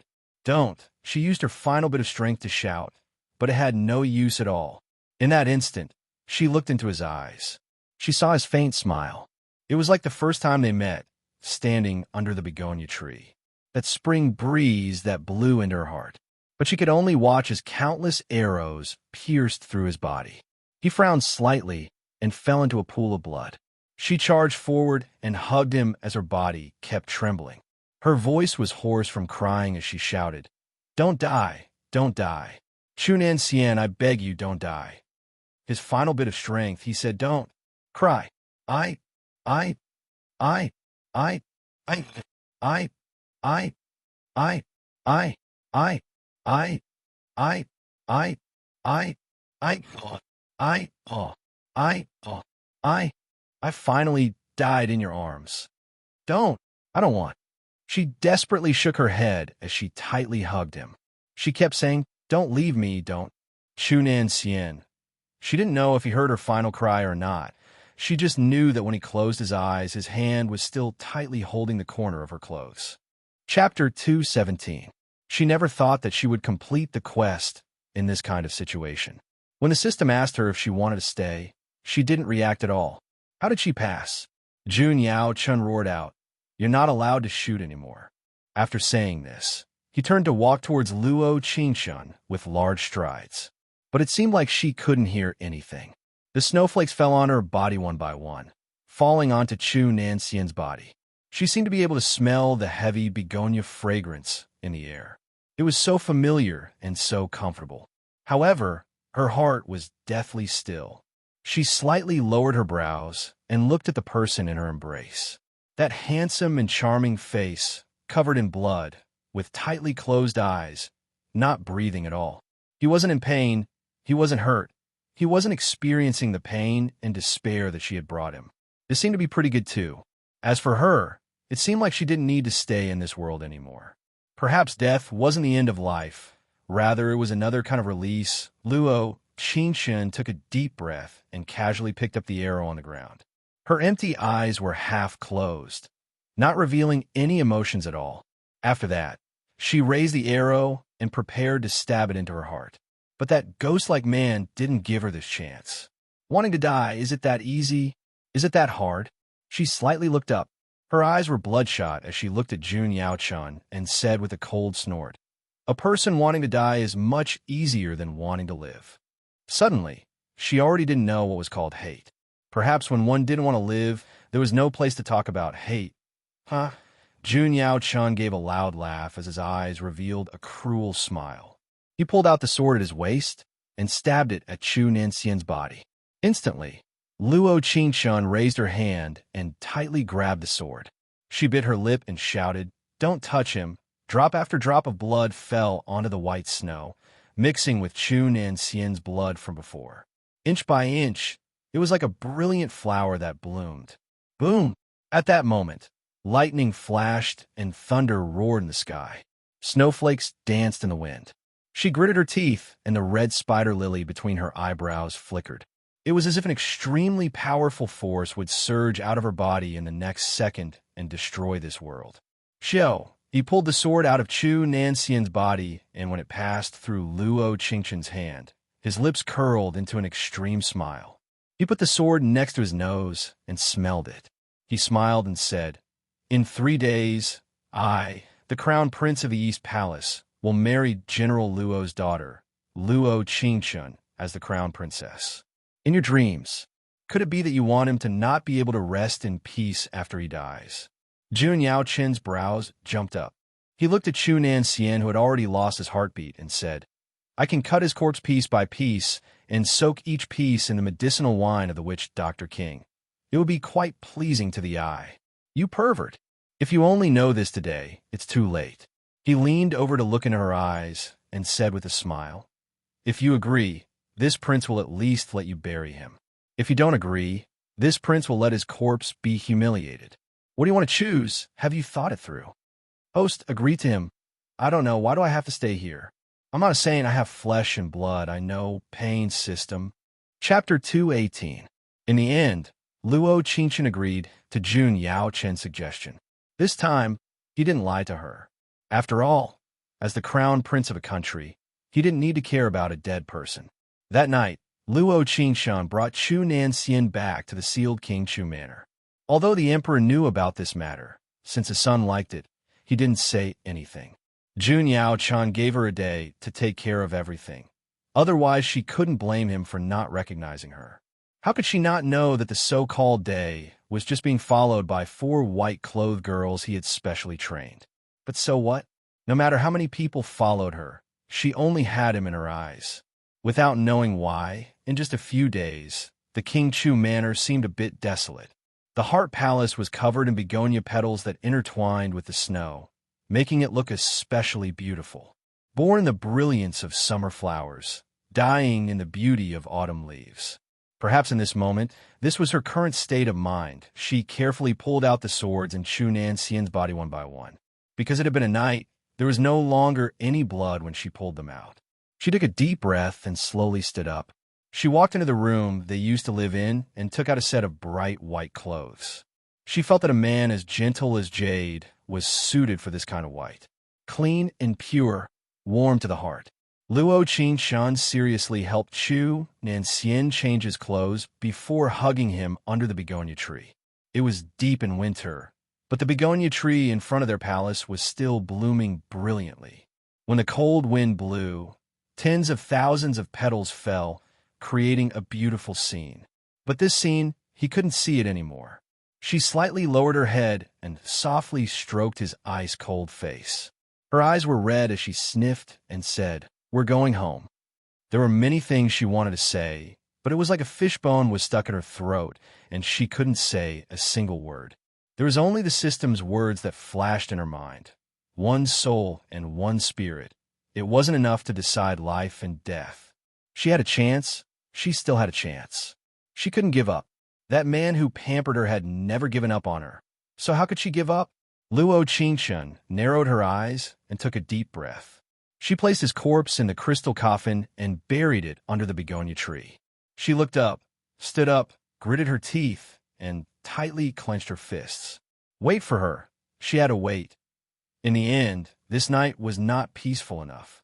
She would officially join the Crown Prince's Eastern Palace the day after tomorrow. She didn't have much time left. Since he couldn't die, he would live on. System, tell me, what did you mean when you said that the person you loved the most would be sacrificed with your blood? Fate, not a single evil monarch's court pavilion head is complete. The male lead's most loved person is the host without a doubt. So he used your blood as a sacrifice to the evil monarch's court's undead in exchange for his 3 souls and 7 spirits. But what? However, as far as the system knows, this blood sacrifice method can only succeed if the physical body of the soul and the physical body are still alive. But now, are you saying that I will fail? That's possible. After all, the story has changed, and the ending is already different. The system could see through many things, but it couldn't see through people's hearts. In the countless days to come, it could only accompany its host through the difficulties. Whether he lived or died, he would do his best. Good, I got it. Tonight, let's have a blood sacrifice. There are 8 guards outside the palace. You won't be able to get out with your ability. Can I exchange it for teleportation? Yes, it costs 500 exchange points. Change. Chapter 219. She closed her eyes, and when she opened them, she was already standing at the entrance of the evil monarch's court. There was a faint blue light outside the building, and there was a familiar feeling that came from it. Luo Qingshun took a deep breath and walked forward. There was a long and narrow path with blue candles on both sides. It flickered between light and darkness, giving off a feeling like it was a lifetime ago. There was a faint begonia scent in the air. Taking a deep breath, it made people feel relaxed. Moving forward was the profound light hall. The hall was covered in white, transparent glass beads that were especially clear. Shugu has been waiting for Miss Luo for a long time. An old and strong voice slowly sounded, making Luo Qingshun's heart tremble. Ooh, she slightly knit her brows. Although she wasn't afraid in her heart, she still became vigilant. In an instant, an old man with a white beard appeared not far away. He slowly walked over with a cane and nodded at Luo Qingshun as he said, "This one is the evil monarch's court's elder Shugu." She slightly looked up at the old man in front of her. There was a strong aura on his face, giving off the aura of an elder. "You know who I am?" She didn't want to be polite and directly entered the main topic. "Yes," Shugu said with a nod. Before the Lord Pavilion Master's soul fell asleep, he used the stars to divine that someone would come. Although he didn't dare believe it, he still gave this matter to this old man. Shugu vaguely remembered the ripples that appeared in the blue smoke after the divination. He never thought that there would be a day in the future when she would come to the evil monarch's court. After all, it was impossible for her to know his other identity, but the divination couldn't be wrong. "What did he give you?" Luo Qingshun knit her brows. Shunan Xian's 2 souls and 6 spirits had already fallen asleep, but he could still calculate that someone would come. He really was strong. Shugu said with a sigh, "The Pavilion Master said that everything has an ending. There's no need to force it. If Miss Luo really came, let her go back." "I won't." She didn't hesitate at all as she gave a slight nod. There was a firm look in her eyes that no one else had. There was no one in this world that could stop her from doing what she wanted to do. "Miss Luo, elder." She took a deep breath and calmed her heart before slowly saying, "As for the matter of the Pavilion Master's 3 souls and 7 spirits, I believe that you're clearer than me. There's not much time now, but you don't want him to be like this forever." She gritted her teeth and looked at Shu Gu anxiously. "I can't live, but I can't die." After a while, Luo's courts, Luo, the evil monarch's court, was formed by a 5-star array, and the 3 floors were made of crystal stairs. Layers of blue light lingered around them, just like the starlight in the sky, mysterious and enchanting. Shugu took her to the spirit room on the 3rd floor. The moment she walked through the door, she felt a thin layer of mist in her eyes. The spirit room was filled with begonia flowers, and there was a large blood pool in the center. The flowers on both sides of the blood pool were in beautiful bloom, as if they were nourished by the blood in the blood pool. Each petal was as red as blood, burning bright red. These were not normal flowers. Rather, they were red spider lilies from the underworld. Without knowing why, Luo Qingshun felt that the closer she came, the faster her heart beat. Chapter 220. After Shu Gu told her the blood sacrifice method, he left the spirit room, using blood as sacrifice and using the soul to summon the spirit. For such a strong sacrifice, There couldn't be a single person left in the spirit room. Only her and only her. Luo Qingshun took a deep breath and slowly walked towards the altar step by step. The falling cherry bell at her waist rang. She walked very slowly, but the bell didn't listen to her as it rang even louder. That person seemed to be using another method to tell her not to move forward, not to move forward. But how could she not move forward? Standing on the altar, she closed her eyes. Whether it was the first time they met or the gentleness that flashed in front of her eyes, they all made her long eyelashes tremble. Luo Qingshun cut her finger and blood fell onto the altar drop by drop. Her lips slightly moved as she chanted an ancient and mysterious incantation. Above the evil monarch, the jade pavilion facing each other. Sun and moon alternating, the cycle never ending. 9 deaths, 1 life, blood sacrifice. Instantly, the entire spirit room was filled with golden light as it was torn apart layer by layer. Hong Long. After a giant sound, she couldn't hear anything else. Her body was as light as a feather.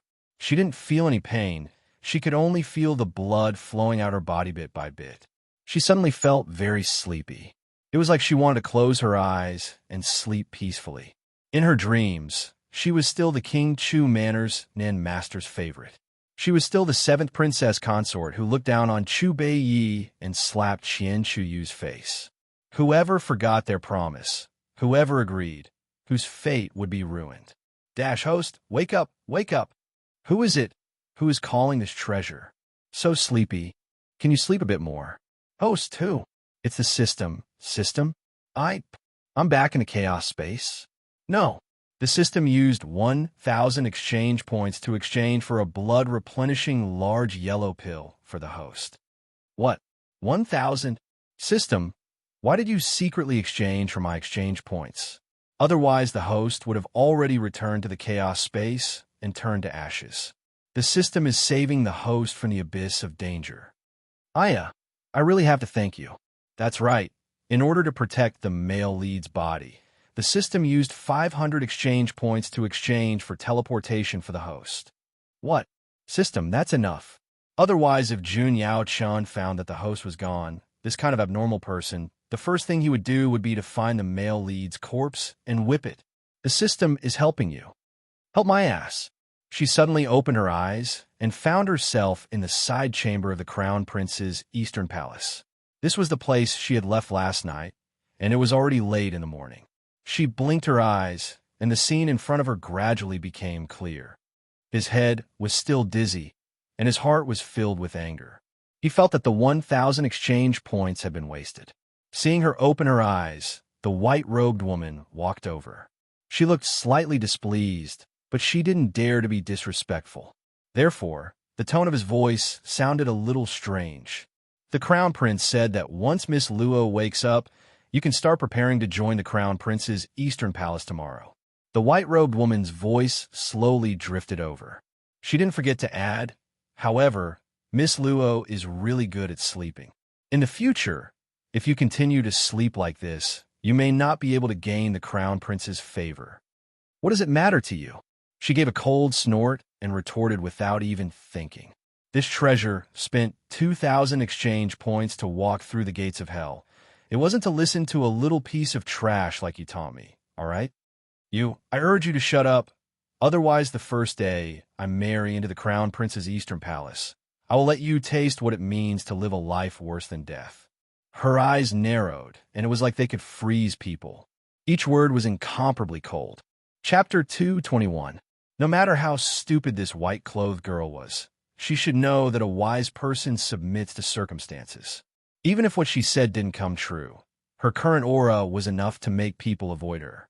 Tomorrow was the day she would marry Jun Yao Chun. She had asked the system countless times whether her blood sacrifice ceremony was successful or not, but the system never gave her an accurate answer.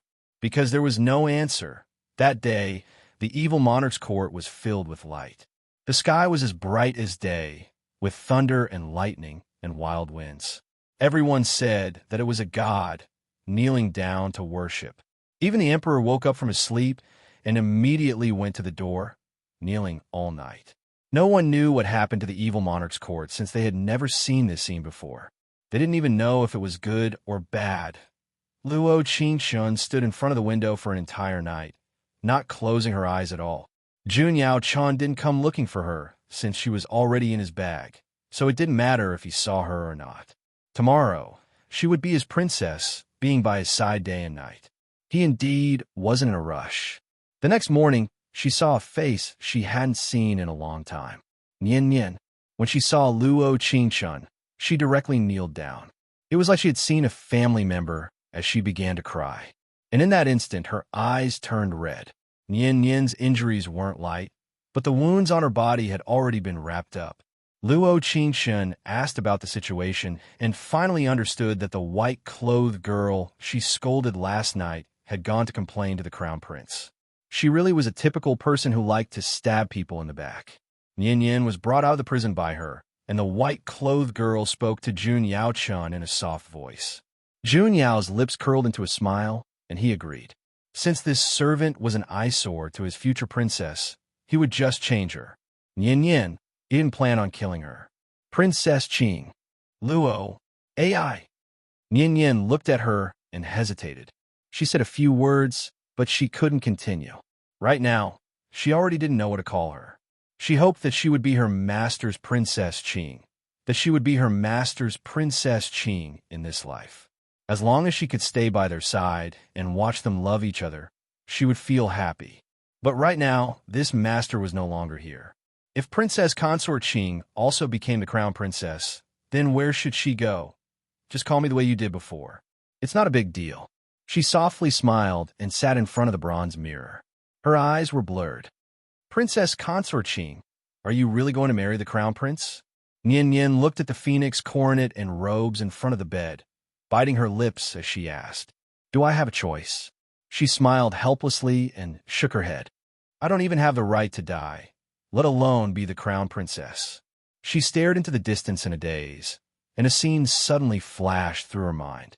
A peerless hero in white robes stepped on a seven-colored cloud, passing through layers upon layers of dangers to arrive in front of her. He gently held her hand and led her away. Nian Nian will accompany Princess Qing. Just like Yi is by your side, always, always by your side. Nian Nian looked at her determined eyes, and tears actually fell. Perhaps she was the only one in the world who understood Luo Qingshun's feelings. She had seen the sweet times in the past and felt happy for them from the bottom of her heart. But these days, weren't they a bit too short? When Luo Qingshun heard this, her brows knit and her eyes instantly turned red. It turned out that when someone who understood you spoke about your state of mind, it would cause your originally frozen heart to once again stir up great waves. Chapter 222. But even like this, she still had a final trace of hope as she waited for the white-clothed youth to come. If he didn't come, she would just be accompanying him in death. Evil Monarch's Court. Countless strands of blue smoke filled the sky, scattering in all directions, making it hard to see clearly. Not far away, wisps of green smoke gathered together. Crabapple flowers danced along with the green smoke. Shugu stood there with sparkling eyes. There were tears in the corners of his eyes, and his body kept trembling in excitement. 300 years. For an entire 300 years, the evil monarch's court's pavilion heads only had 2 souls and 6 spirits.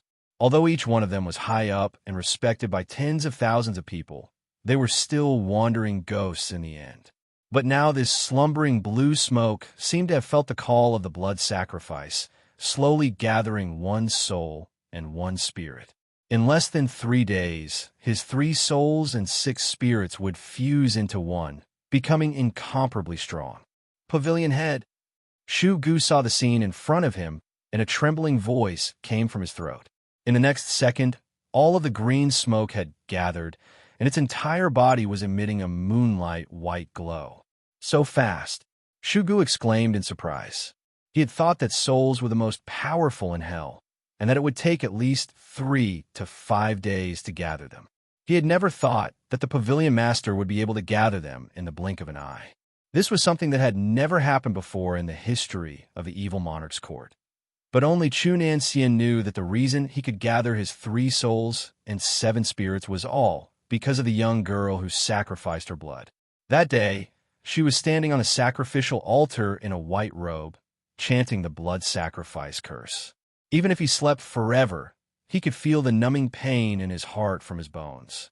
He wanted to call out to her, but he couldn't. He had personally seen her faint in front of him, being covered in layers of red spider lilies. Looking at her tightly shut eyes and her snow-white face peacefully sleeping, he thought to himself, "I'm sorry." In that instant, it was like returning to a certain morning in the King Chu manor. He looked at her sleepy eyes, and his lips curled into a smile. What he wanted was this kind of calm as water years. He didn't want to be strong. He didn't need to fear the eyes of the outside world. As long as he looked into her eyes, his heart would be incomparably calm. Because that person was her. Whoosh! In the blink of an eye, this light was like a sharp sword that flew straight towards the starry night sky, drawing a beautiful arc. The sky that was as dark as night suddenly became bright as day.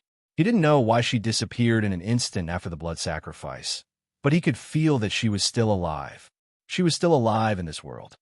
She was waiting for him without giving up. Swoosh! The doors of the Chu royal residence, which had already been sealed, opened in an instant, and a powerful wisp of green smoke flew in. At this moment, a strong wind blew. The begonia flowers in front of the Heart Palace fell down and gently landed on the crystal coffin. The person lying in the coffin was dressed in white. His sleeping face was still incomparably beautiful, fair and clean. In the next second, the green smoke that gathered the 3 souls and 6 spirits rushed toward the coffin. In an instant, the sky was filled with begonia flowers and cherry blossoms. White light shone in all directions, lingering in the air.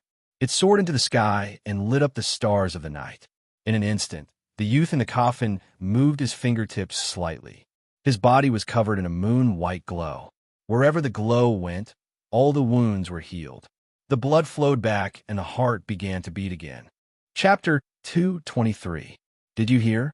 There was a white light coming from the evil monarch's court in the wind last night. It was filled with spiritual energy. Not only did I hear, I was reading under the light last night, and I personally saw it. That scene, it really can't compare to seeing it 100 times. It can shatter one's heart. Today is the crown prince's wedding. It must be an auspicious sign. At the banquet, all the nobles and merchants gathered in the royal palace. They had all prepared gifts to attend the crown prince's wedding. Everyone wasn't talking about the crown prince's wife, but rather the change in the stars last night.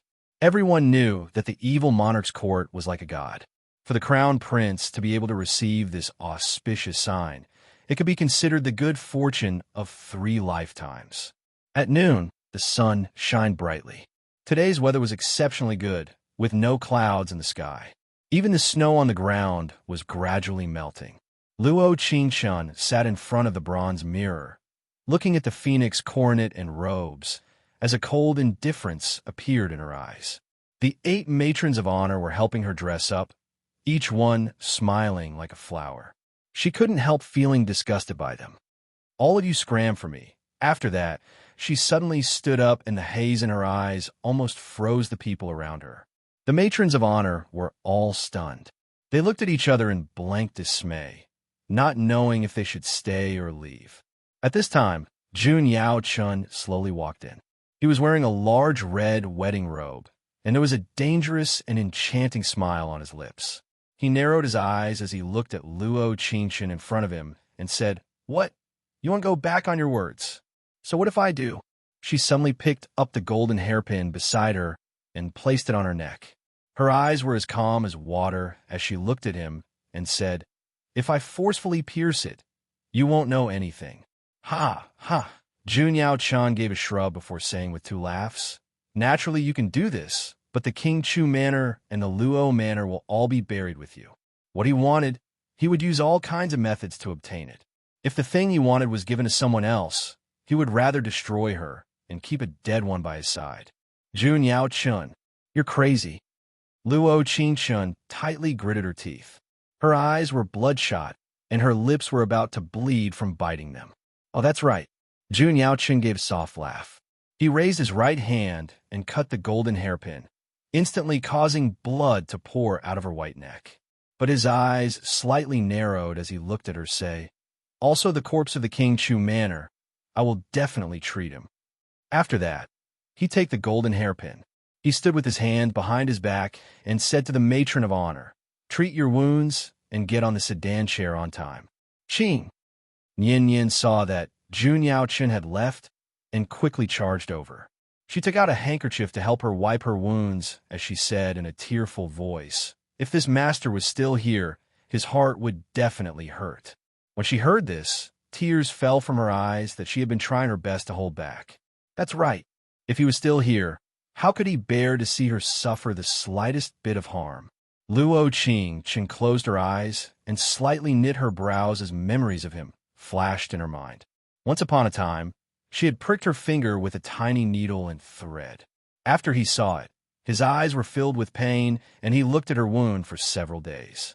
She thought that this matter was over, but she never thought that after that, all the needles in the Heart Palace would disappear. Nian Yin said that she would tell her, but he had hidden them all. She didn't feel moved at that time. She just smiled without saying a word. Now that he thought about it, he felt his heart twitch violently. So she was that happy in the past, being pampered like this. Chapter 224. Her heart was like a mirror, and her body was like glass. Purgatory on earth, killing to stop killing. Reincarnation of fate, being reborn from the bone. She was wearing a golden embroidered wedding dress that was long enough to touch the ground. Her hair was tied up in a cloud bun, with a golden lotus hairpin and a diamond-studded silver tassel that sparkled. There was a peony flower on her forehead. Her bright eyes, jade-like fingers, and enchanting red lips. She casually stood on the high platform, and with a gentle breeze, she was indescribably beautiful. Nian Yin followed by her side with a few tears in her eyes. She lowered her head and carefully held her dress. As for her eyes turned cold and her lips curled into a cold smile. Jun Yaochen was wearing a red robe with golden embroidery and a golden jade belt around his waist. His lips curled into a smile that matched his noble aura. Luo Qingshun looked at him like this without any fear. What kind of eyes were those? Her hatred surpassed everything. She hated him so much that she felt that even if she died with him, it would be a happy thing in life. Congratulations, congratulations, Your Highness. Your Highness the Crown Prince has returned with a beauty in his arms. Congratulations, congratulations. It really is a perfect match, a match made in heaven. Jun Yaochen took a step forward with a faint smile on his lips as he walked over step by step with her in mind. When he stood beside her and took her hand, his enchanting voice slowly rang out. This prince advises you not to play any tricks. The fate of the Chu and Luo families is in your hand alone. You think I care? She gave a soft laugh as her voice was filled with an ice-cold intent. What did the Chu and Luo families have to do with her? She wasn't a saint who cared about the world. Those families, how could they tie her down? In this world, the only one who could make her compromise was Chu Nanxian. She was just waiting for the final trace of hope, waiting for him to come back. You really don't care? Jun Yaochen slightly knit his brows, but he still held her hand as he walked over to the emperor. When the crown prince took in a concubine, they had to bow to the emperor and enter the royal palace, becoming a descendant of the dynasty. The emperor's face on the high platform was clearly not good. The girl the crown prince wanted to marry was actually the daughter of a second marriage. For such a woman to marry into the imperial family was truly a disgrace to him. However, he was still his most beloved son after all, so he could only let him be. But the only thing that made him happy was the change in the evil monarch's court yesterday. Did this mean that General Luo's daughter could bring them good fortune? Now that he thought about it, it didn't seem too bad. Heaven and earth bear witness. One kowtow. The eunuch's sharp voice rang out. Kneel. Jun Yaochen saw that she didn't react at all, so he forcefully pulled her arm. Luo Qingshun staggered back and her knee landed on the ground. She felt a burst of pain. However, her expression didn't change in the slightest. It was still cold and resolute. Rise. The emperor is supreme. Second kowtow. Kneel. Jun Yao Chun forcefully pressed her head into the ground. Her head heavily hit the ground, and there was a faint trace of blood on it. Rise. She could not hear the eunuch's voice at all.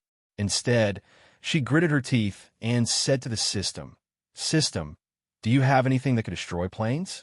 Give me one. Since he can't come back, I'll bury everyone in this plane with him." Host, husband and wife have a heart-to-heart talk. 3 Cowdows. Kneel. Hong Long. In that instant, the clear sky was filled with thunder and lightning as wild winds blew. Luo Qingshan stood there and slightly looked up. Looking at the dark sky, her eyes sparkled and her heart kept beating like a little deer. Chapter 225. Such a strong wind. What happened? Could it be? Could it be the evil monarch's court's pavilion master is here?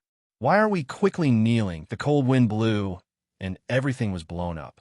Everyone fell to the ground as they all knelt down. The emperor was shocked and quickly came down from the high platform. Looking at the sky that was as black as ink, he kneeled down and said, "We don't know why we have offended the gods. We ask the gods to forgive us." After that, the wind stopped, and the sky was like the morning sun, gradually lighting up. Snowflakes that were like cotton slowly floated down with an ice-cold meaning, causing the surrounding temperature to drop. The entire capital city was instantly covered in snow. Thousands of miles were covered in ice, and tens of thousands of miles were covered in snow. With this change in the world, no one knew if it was a great calamity or a great fortune. Everyone could only kneel down. It's snowing. It must be that we have angered the gods. We can't marry this woman who has remarried. Sin, it really is sin. The surrounding people hurriedly knelt on the ground and began to speak one after another. They were like detectives who solve cases with fervor and assurance. Luo Qingshan slightly raised her hand, and the snowflakes softly fell in her palm, looking that gentle. There was a faint begonia scent in the air. She slightly pursed her lips, and tears couldn't help filling her eyes. Jun Yao Chun narrowed his eyes and looked at the sky filled with snow as he said through gritted teeth, "Just who is playing tricks? Why aren't you coming out for this, prince?" He didn't believe it. Why would there be this kind of change when he married Luo Qingshan? It must be someone who did this on purpose. It was clearly a step away, just a step away. He had countless women around him in his life, being wild and unrestrained. There was nothing he couldn't get. He could succeed as long as he used all his methods. But why was it that he couldn't obtain this matter? He was the dignified crown prince, below one person and above tens of thousands. He didn't accept this and wasn't willing. Why did even the heavens want to stop him? Unfilial son, shut up for me. The emperor saw that he was still standing there and angrily jumped up. He angrily looked at him and said, "Why aren't you quickly kneeling down for this one?" The emperor was naturally very flustered.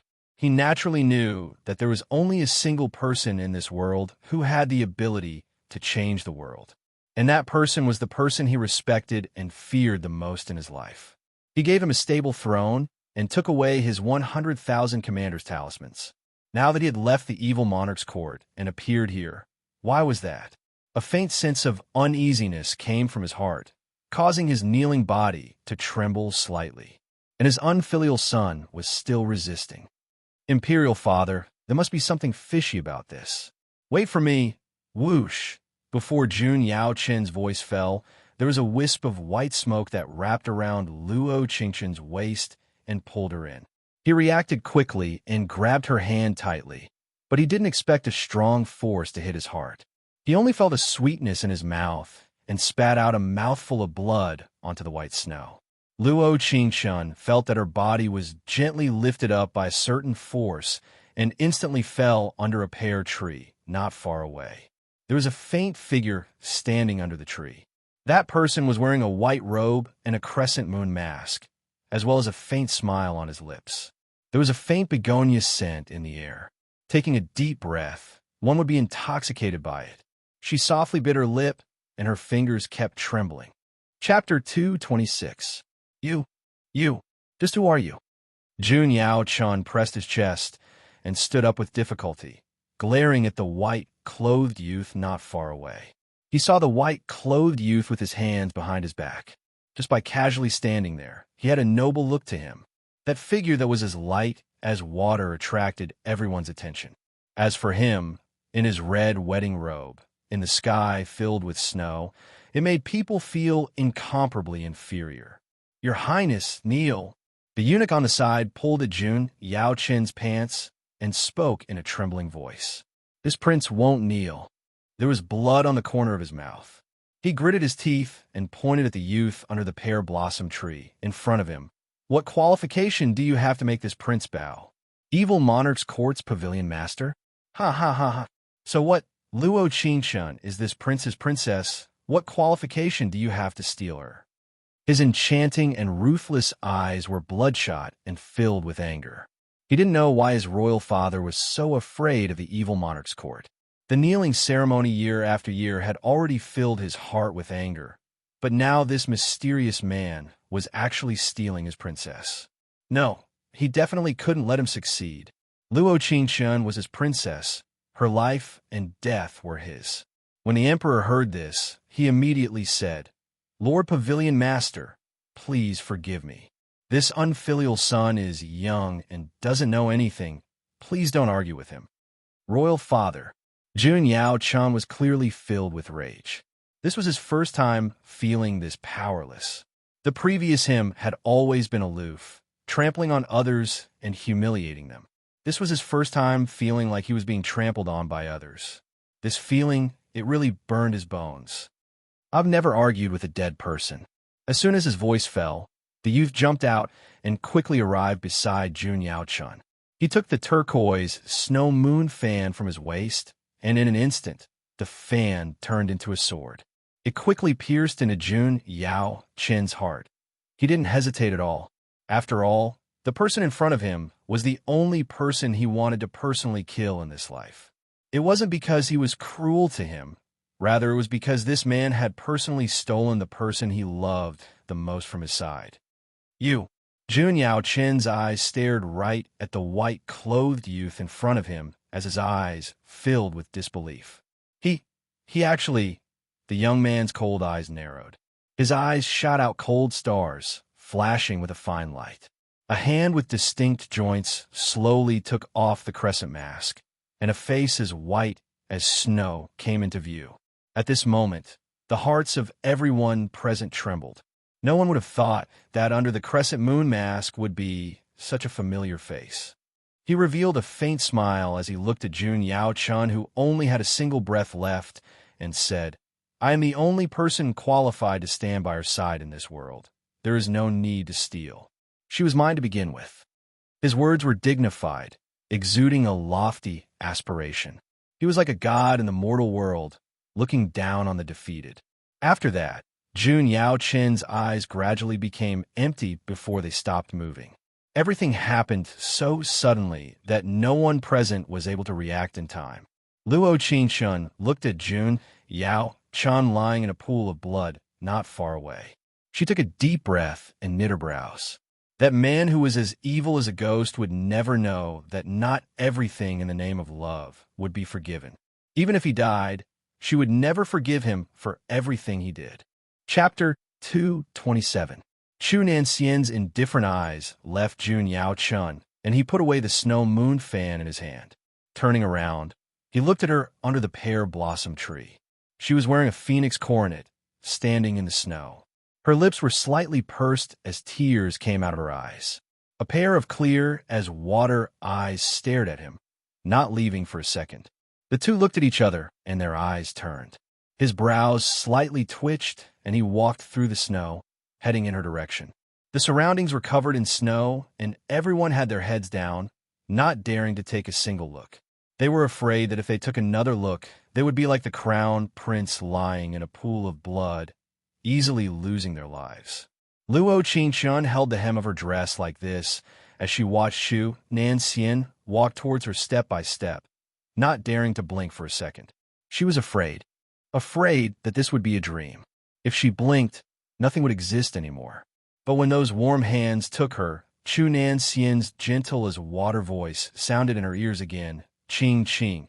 In that moment, she finally couldn't take it and broke out in tears. She had been waiting, always waiting. waiting for this day, waiting for a miracle. When that warm youth tightly held her hand, she was certain that this youth was back. Bringing back her thoughts, he had returned to her side. Don't cry. Chunan Xian saw her tears falling like pearls, desperately falling down, and he couldn't help feeling his heartache. He softly raised his hand and wiped away the tears on her face.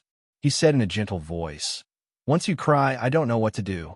Chunan Xian, Chunan Xian, Chunan Xian. I'm here. Chunan Xian, Chunan Xian, Chunan Xian." She suddenly looked up and stomped her foot, looking at him with the makeup on her face. But who would have thought that in the next second, snowflakes would fly in all directions and surround them? His right hand tightened around her waist as he abruptly pulled her into his embrace. Leaning over, closing his eyes, and kissing her, it was all done in one go. It was that familiar kiss, soft and light. But there was a bit of a domineering feeling to it, because the one standing in front of her was the complete Chunan Xian. That evil monarch's court's pavilion head that everyone respected. Chunan Xian, who had 3 souls and 7 spirits. He reluctantly left her lips and planted another kiss on her forehead. I'm here. In the future, as long as Luo Qingshan calls for me, I'll be here. In this life, I will never leave her alone again. His voice was very soft, but incomparably firm. This was a promise that he had given her. You can't lie to me anymore. After a long time, she bit her lips, and her long eyelashes were filled with tears. She looked at him and said, "You don't know how desperate I am." She really thought that in this plane, she would continue to live peacefully like water. She had never thought that there would be such a huge wave and change. Even her heart, which she thought was very strong, was almost unable to bear such a change. However, it was a good thing that he had returned. Fool, I'm more afraid of parting than you are. She would never understand his love for her. But he didn't seem to need her to understand. In this life, she only needed to do one thing. That was to firmly stand by his side. Everything else would be taken care of by him. She just needed to be a little princess. That was enough. She gave a soft nod, and her voice was already choked with emotions. She was already very satisfied with this kind of ending. She didn't ask for anything in this life. She just wanted to be by his side. Chapter 228. As for what happened after, Chunan Xian was like he said. He didn't let her worry at all. There were many things that he didn't tell her. There were many things that Nian Yin had eavesdropped on and told her. First was Chu Beiyi. It said that Chu Beiyi had suffered a large shock and was crazy all day, adding in the fact that he had been locked up in the Justice Temple for a while. Because of his arrogance, his legs had been broken. Although he didn't die, it was worse than dying. King Chu didn't like him to begin with, and it was even more so now. Although he didn't chase him out of the house, his attitude towards him became colder. Then there was Qian Chuyu. That day, the entire Chu family had been locked up in the Justice Temple. Although Qian Chuyu was an adopted daughter, she had been pampered in the King Chu manor since she was young. So how could she be imprisoned? She thought of a way to survive, and the first thing she thought of was bribing the jailers. The jailers saw that she was a bit beautiful, but they didn't reject her. Instead, they told her that if she served them well, they would let her live. Weighing things, Qian Chuyu wanted to live. She allowed the jailers to play with her. From head to toe, every part of her was touched. The sad thing was that after being raped by 7-8 men for 3 days and 3 nights, she finally stopped breathing. It said that her appearance before she died was very terrifying. His empty eyes stared unwaveringly at the entrance of the Supreme Court. His naked body was still under someone's body, and he was constantly thrusting and rocking. This should be the end of her tragic death. After Nian Yin finished talking about the two of them, Luo Qingshan didn't feel any sympathy at all. After all, she wasn't an evil person. She was always helpless in front of fate. What's more, the two of them were scheming and ruthless people. Reaping what you sowed, it only made people happy. On the other hand, most of the news was about her master. The evil monarch's court's pavilion head was loved by the people, and adding in the 100,000 soldier tally, the emperor could only obediently abdicate. King Chu thought for a long time and finally decided to give up the throne. After all, the previous emperor didn't give this position to him. Now that he was over 50 years old, he didn't seem to need it. The country couldn't go a day without a ruler. Chu Nanxian considered it again and again before deciding to ask for the opinions of the ministers. He proclaimed himself emperor. Luo Qingshun didn't expect that instead of being the crown princess, she would directly become the empress. This was really unexpected. In the Qinglan Palace, Nian Nian happily helped her prepare the clothes for the coronation ceremony. This expression was completely different from when she was about to become the crown princess. Those who didn't know would think that she had a split personality. I say, you're smiling like a flower, as if you're going to get married. Could it be that our Nian wants to get married? Luo Qingshun pursed her lips and smiled, feeling that she hadn't teased her for a long time. His heart was suffocating. Princess Consort Qing, please call me Empress.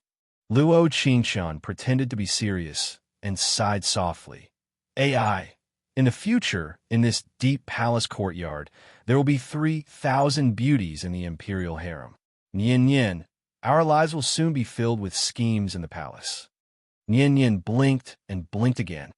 Master seems to have sent all the womenfolk out of the palace. Whether it's the original concubines or the palace maids, none of them have been chased away. Oh. Luo Qingshun gave a soft laugh and dragged out her voice. Then the biggest threat to me in the palace should be Nian Nian. Ah. Nian Nian gave a cry of surprise. Luo Qingshun on the side covered her mouth as she broke out in laughter. Chapter 229.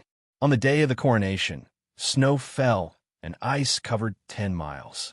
But she didn't feel cold at all, and there was a faint begonia scent in the air. He stood on the high platform and reached his hand out to her. With a gentle breeze, the falling cherry bell at her waist jingled. It was clear and pleasant to the ear, sounding very good. She slightly raised her hand and felt a burning heat. The other side used a bit of strength and grabbed her hand. This kind of strength seemed to be proving to her. He was finally no longer that weak king. Rather, he was someone who could stand by her side and protect her. From this day forth, he would build a wall and put her in his embrace. In that moment, it was like a bright begonia flower had bloomed in her heart, and she couldn't close her smile. Actually, she didn't care about status or wealth. As long as Chu Nanxian was alive, every minute and second of life was a happy time. Just like the days in the King Chu manor, in those calm as water years, she still felt a warm feeling in her heart. But somehow, something seemed to have become different. For example, the strength of holding her, the depth of the kiss, sleeping. On a certain day, Luo Qingshun was lazily leaning back on the couch, thinking about taking an afternoon nap and reminiscing about the past. She never thought that their master would actually come back. Oh no, their emperor. But she was still used to calling him master. She couldn't change it. Chu Nanxian didn't care about these titles at all, although he wanted to hear her call him Lord Husband.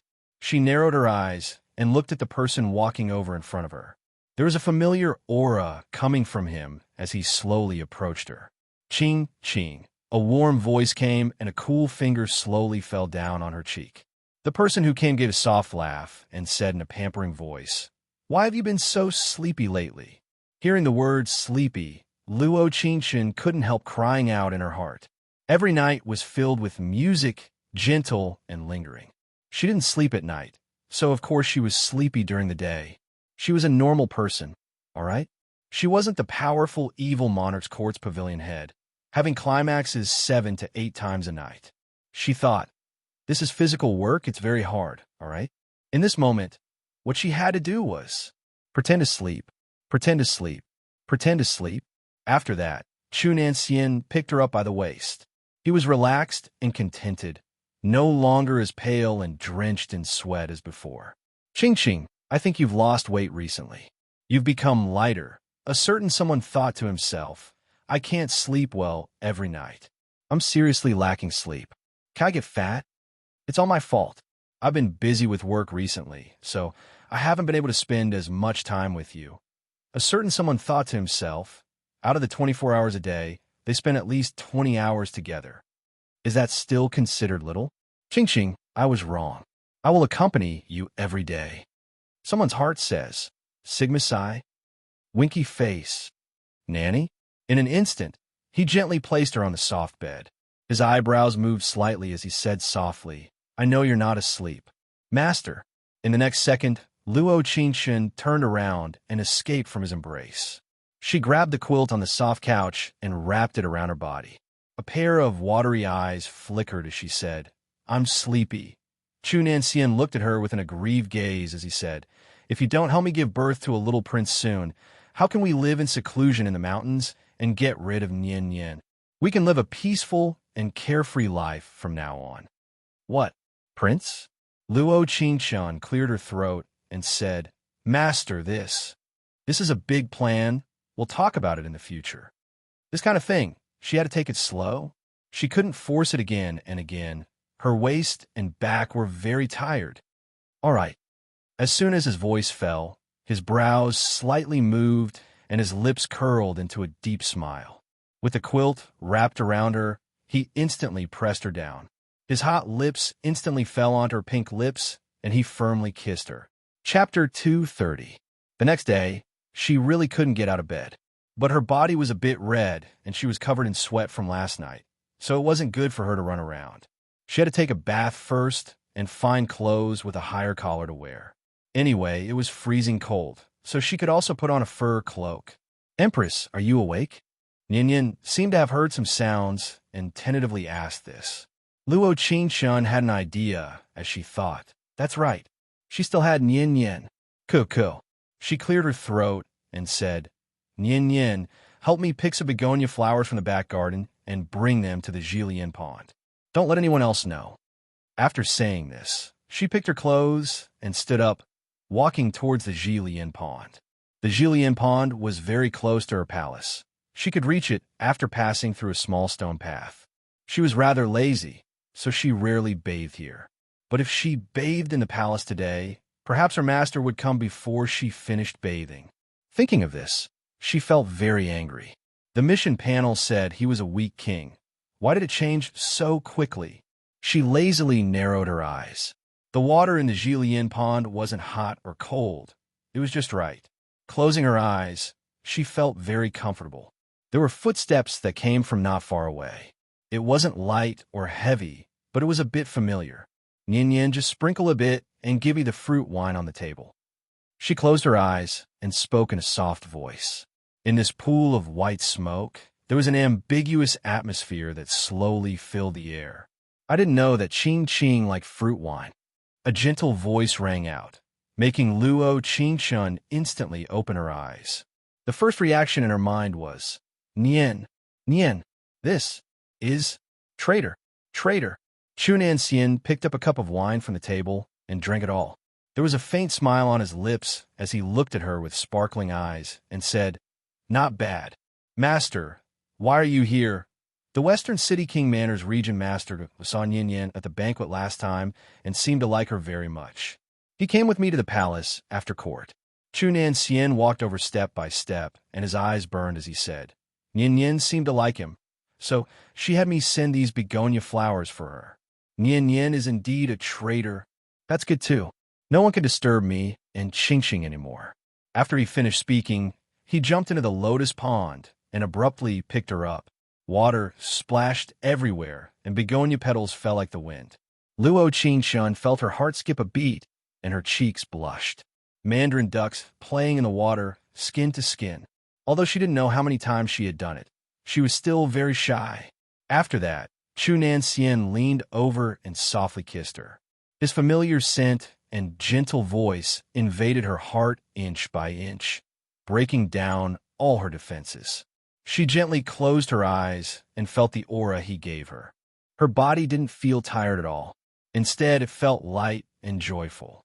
After a long time, the two of them completely merged in the water, tossing and turning in the other world. When she opened her eyes again, she was already sleeping on a warm bed. Sitting beside her was that youth who was as gentle as the wind. He hugged her and gently patted her back, soothing her to sleep.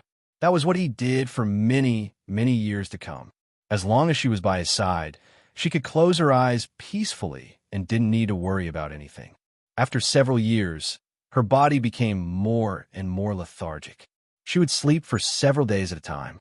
He searched the entire desolate swamp continent, but he couldn't find a way to cure her. The only thing he could do was to use his power as the evil monarch's court's pavilion head to force her to stay in this world. Chapter 231. That day, she was lying on the bed as she slowly opened her tired eyes. Perhaps the previous host's body was very sleepy, and in the 18 years that she had been married to him, she had been sleeping more and more. Actually, she knew that the day of her return was coming. That day, he slowly walked into the room with a trace of despair in his eyes. But when he saw her open her eyes, it turned into joy. Ching ching. He quickly ran over and hugged her. His body was slightly trembling as he said in a choked-up voice, "I thought that you wouldn't wake up." When the evil monarch's court collapsed this morning, he knew that he could no longer help her continue her life. He had used all his abilities and even used his life in the next life to exchange for a year of good health for her. But why couldn't he keep her? "Master, you really are a fool."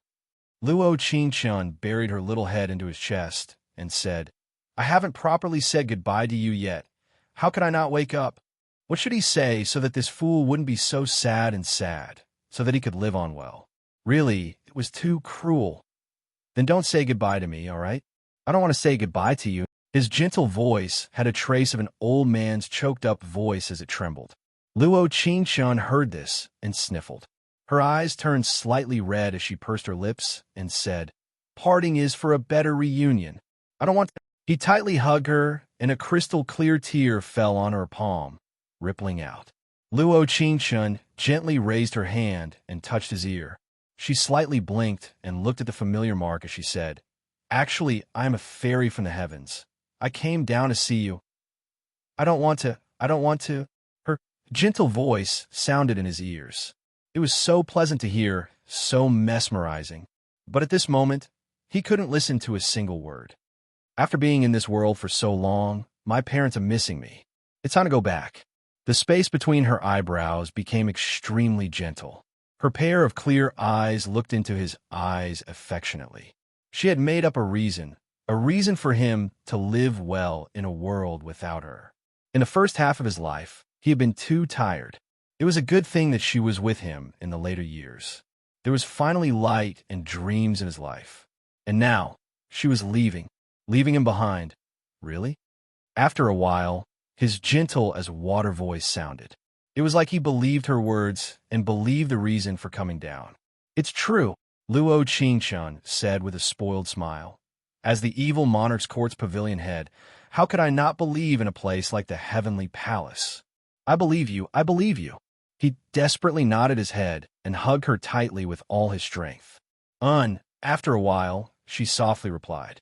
He only felt that his eyelids were very, very heavy, and in the next second, everything went dark. "Hey, are you Luo Qingchun? You promised me you're Luo Qingchun.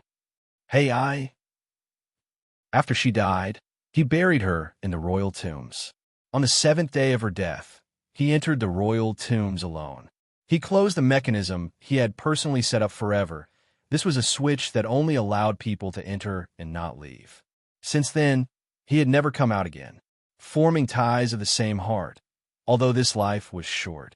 Chapter 232. In the name of faith, I will exchange for 18 years of peace for you. Unless you turn to dust and bones, I will protect you for 100 years. Chunan Xian, I always thought that I would grit my teeth as I was bullied countless times in my life. But I never thought that when the sun set that day, I would meet her again. I would never forget that it was the 7th day since she married into the King Chu manor. She called my name, and I turned to look at her. That day the sky was bright, and the sunset was like a rainbow.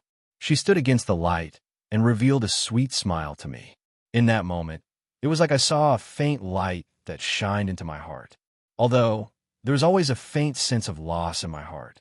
I was afraid that this was all a dream, and in the blink of an eye, I would wake up from this dream.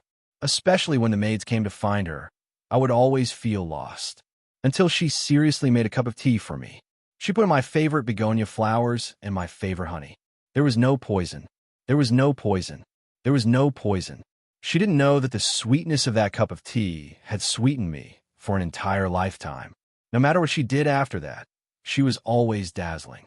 At the Pine Mountain Hunt, she actually used my arrow to take first place. After ruthlessly humiliating Chu Bei, I seemed to have seen a different her. She was no longer the person who blushed when she saw Chu Bei. Her eyes were either thinking or looking at me. Actually, that night, in my dreams, I performed a divination technique in the evil monarch's court. The divination showed that she came from another place.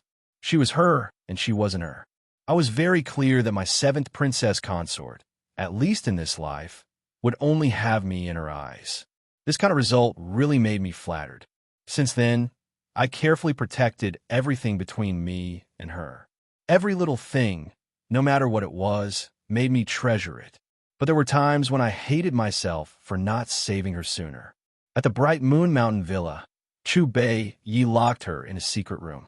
I divined that she was in danger, but I couldn't do anything. In that moment of danger, I used my 2 souls and 6 spirits to leave the evil monarch's court. Personally saving her, I was filled with pride in that moment. How great would it be if one of my spiritual souls and one of my physical souls had such powerful abilities? But even if I don't, if I can live a peaceful and happy life with her, then I have nothing more to ask for in this life. But the heavens didn't listen to my wishes. The tribulation in my life still appeared. Jun Yaochen only knew that Qing Qing was his fate. However, he didn't know that he himself was my calamity. I used the identity of the evil monarch's court's pavilion head to make a divination for myself, and a part of my soul will die in his hands. As for whether or not I can be reborn, that is an extremely uncertain possibility. But even so, I didn't feel sad. The only time I felt heartache was that day in the Supreme Court, when she spoke coldly and resolutely to me. Although I don't believe it, I don't believe a single word. But when she gave me the divorce papers, my heart still ached. Suddenly, he felt that dying was pretty good too. At least I wouldn't have to go through the pain she brought me. I still vaguely remember that day when I stood in the snow and felt the arrival of my karma tribulation. She stood on a high platform, and when I turned around, I saw her face filled with panic. Without knowing why, I felt incomparably satisfied. The way she looked at me let me know how important I was in her heart. Really, it was worth it. Chapter 233. The next time I saw her was on the sacrificial altar of the evil monarch's court, when I was sleeping. I vaguely heard someone open the door to the spirit room, and the clear sound of the falling cherry bell enter my ears.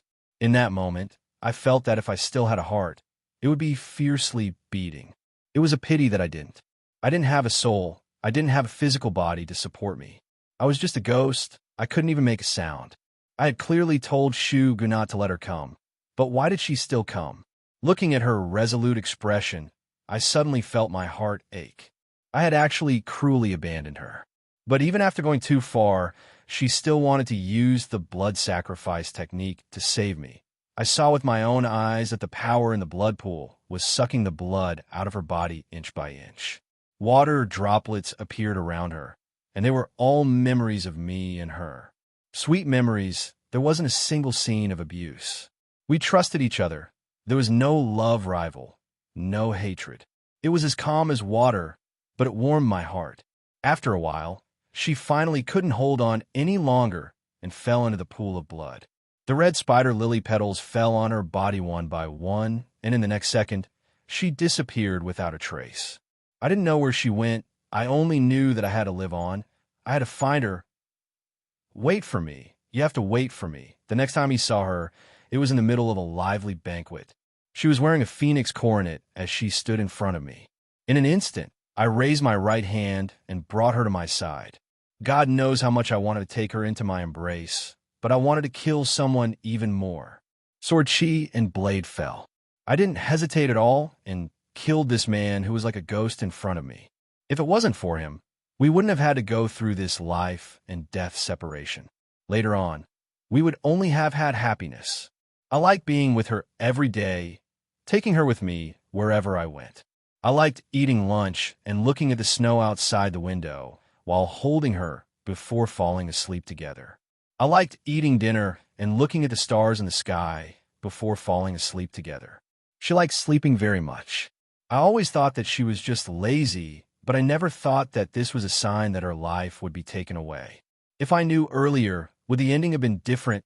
I wasn't willing. The time she stayed by my side was too short. I've looked for countless famous doctors and tried countless methods, but they could only extend her life by a little. I even used the secret technique of the evil monarch's court, but I couldn't save her.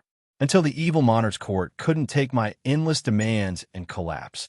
I'm scared. I wasn't afraid of losing the attic, but I was afraid that I wouldn't have any way to extend her life. She's leaving me.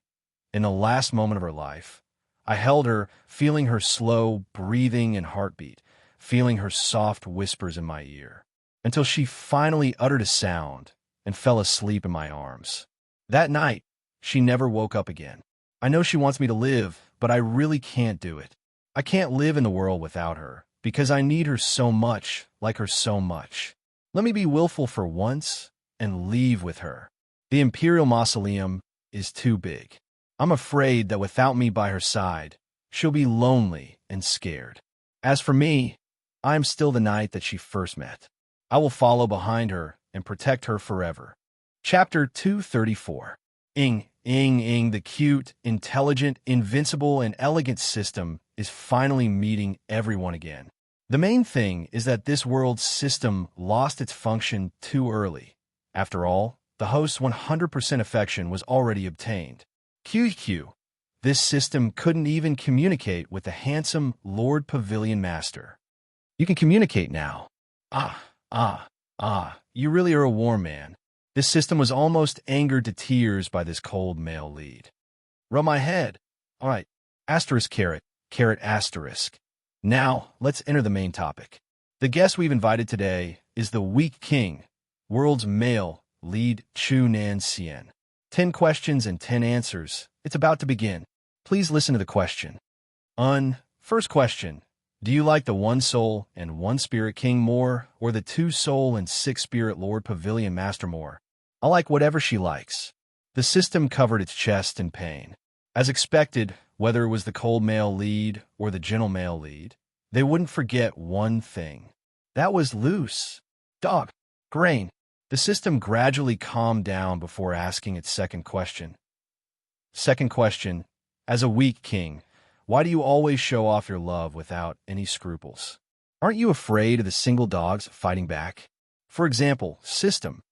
There's only one single dog, while there are two of us. We're outnumbered. Pooh. The system was stunned for 3 seconds. 1, 2, 3. Third question. When was the most exciting moment you felt? The moment I died in her embrace. Master, don't be like this. We're all here.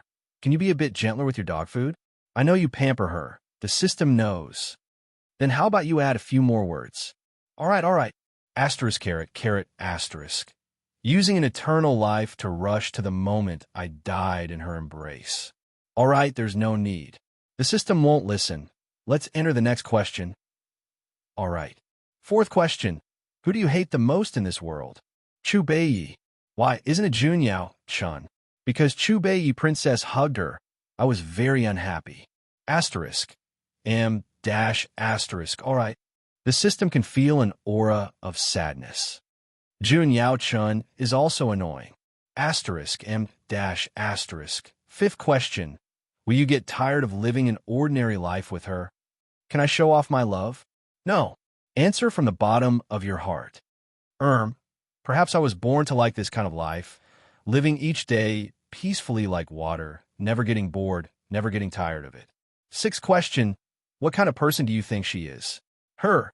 She's probably the kind of person who will never be able to forget after seeing her for the rest of his life. Puff, puff, puff. Non-existent blood. Seventh question. Tell me about the moment that made you most excited. She's wearing a phoenix coronet and a red robe, while I am dressed like snow.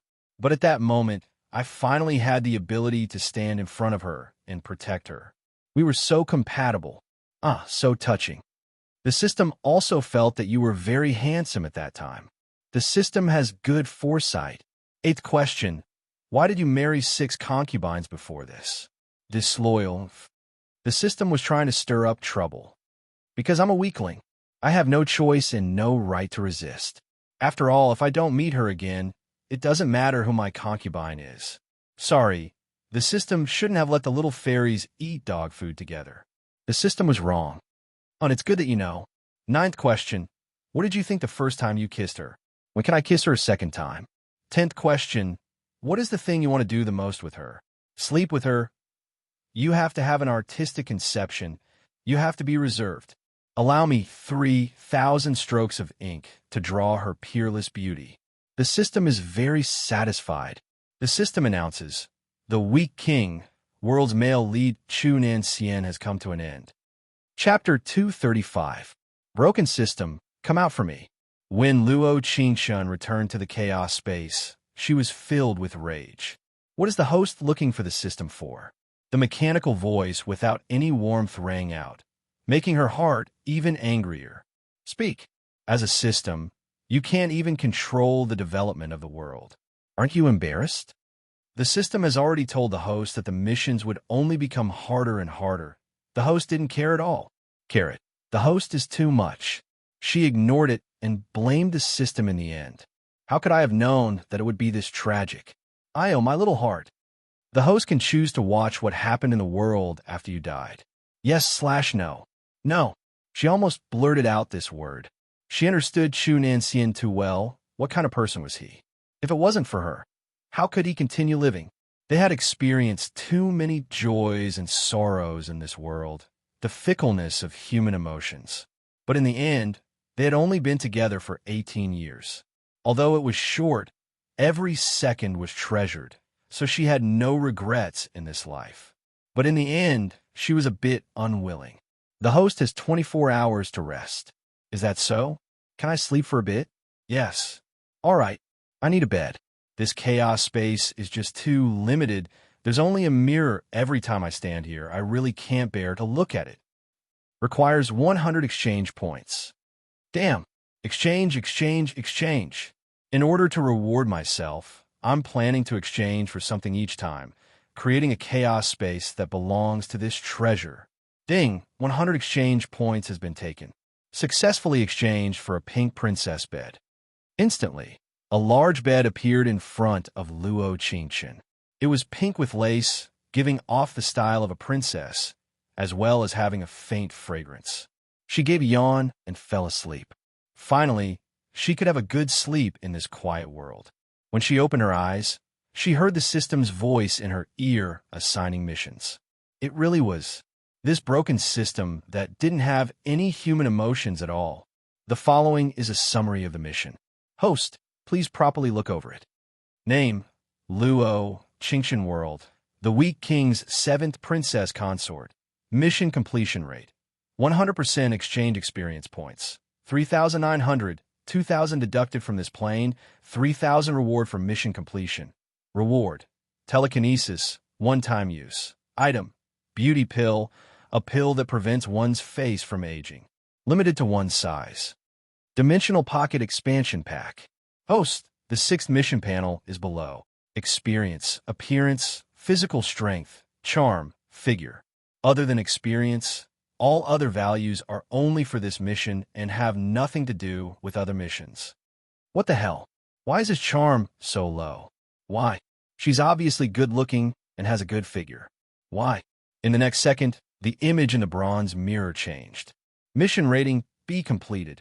Experience gained 500. Exchange points gained 5,000. Item, iPhone 999, permanent, female lead. Luo Qingchen male lead. Mu Huanyin supporting female lead. Xiaxing Gu supporting male lead. Gu Lu Sha mission content. Return to 10 months before the female lead died and obtain the love of the male lead Mu Huanyin. Finally, there's a permanent item. System, you're glowing. Luo Qingsheng was very excited. Okay? The name, iPhone 999, sounded amazing. It must have a full range of functions. Goodbye, host. Before her excitement was over, she could already feel the heat of this plane. Chapter 236. This really was a story of a weak man and a weak woman. The previous host was a small star who was as beautiful as a flower and had a wonderful figure.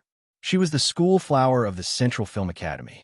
In the previous host's impression, the male lead Mu Huanyin didn't occupy that many of her brain cells.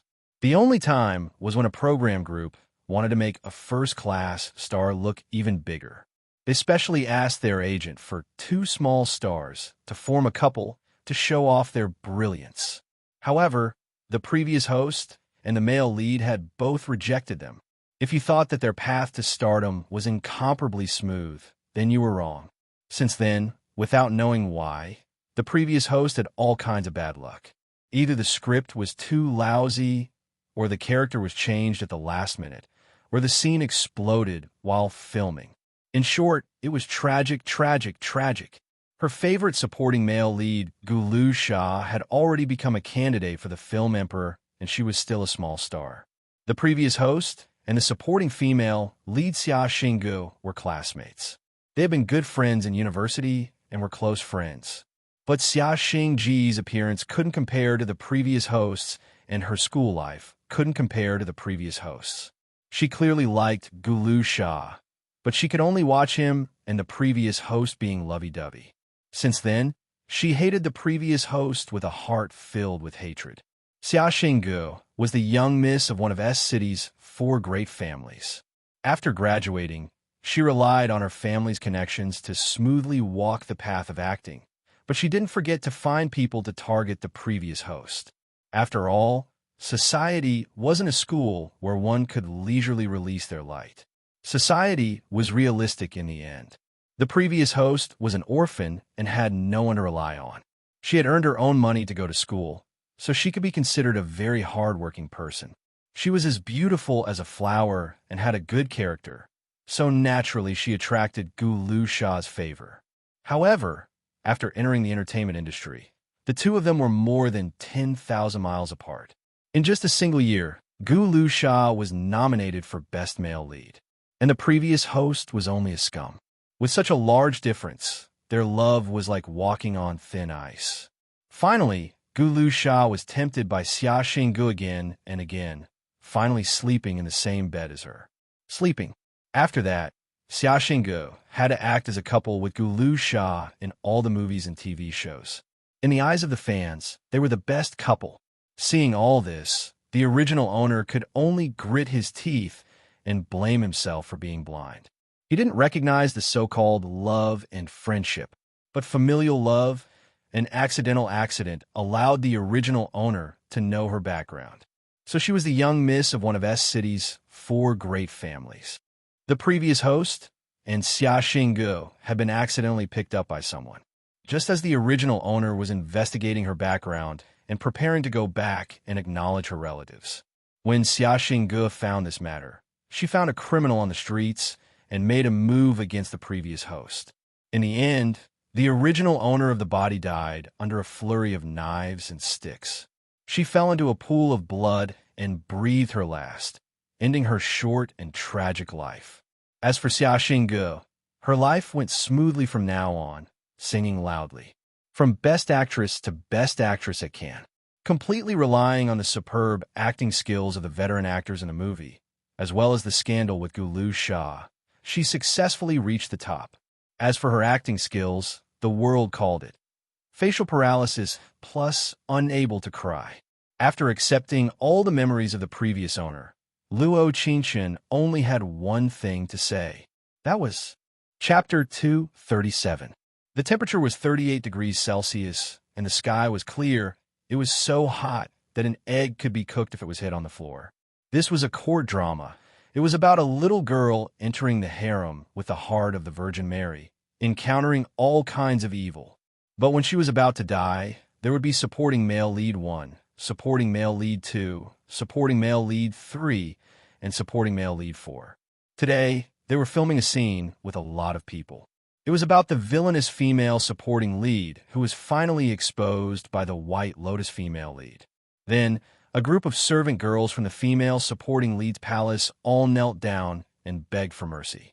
Luo Qingchen was playing the role of a maid from the evil supporting female lead's palace. Oh my god, this is really F***ed up. It was a good thing she had a good sleep in the chaos space. Otherwise, she would have fainted from exhaustion. Under the scorching sun, a group of actors were sitting on the side, waiting for the director's orders.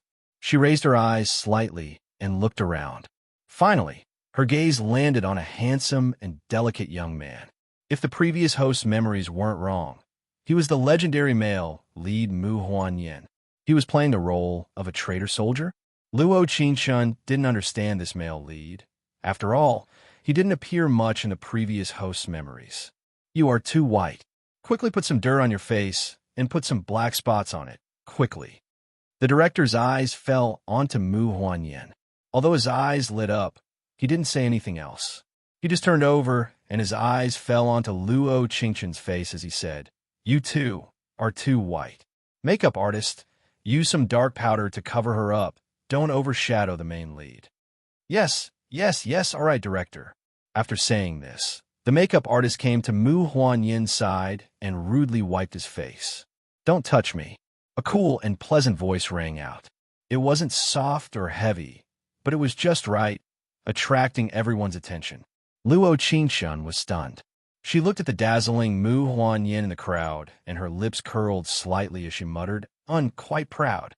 System notification. The strategy is to fight poison with poison. What fight poison with poison? That's right, I haven't asked you yet.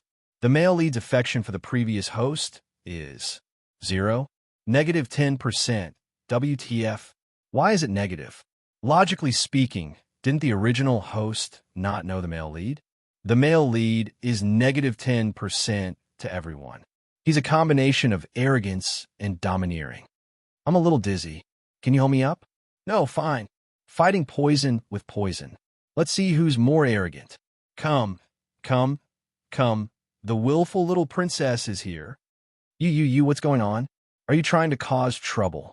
The director was clearly very angry, pointing at Mu Huanyin's nose as he roared out.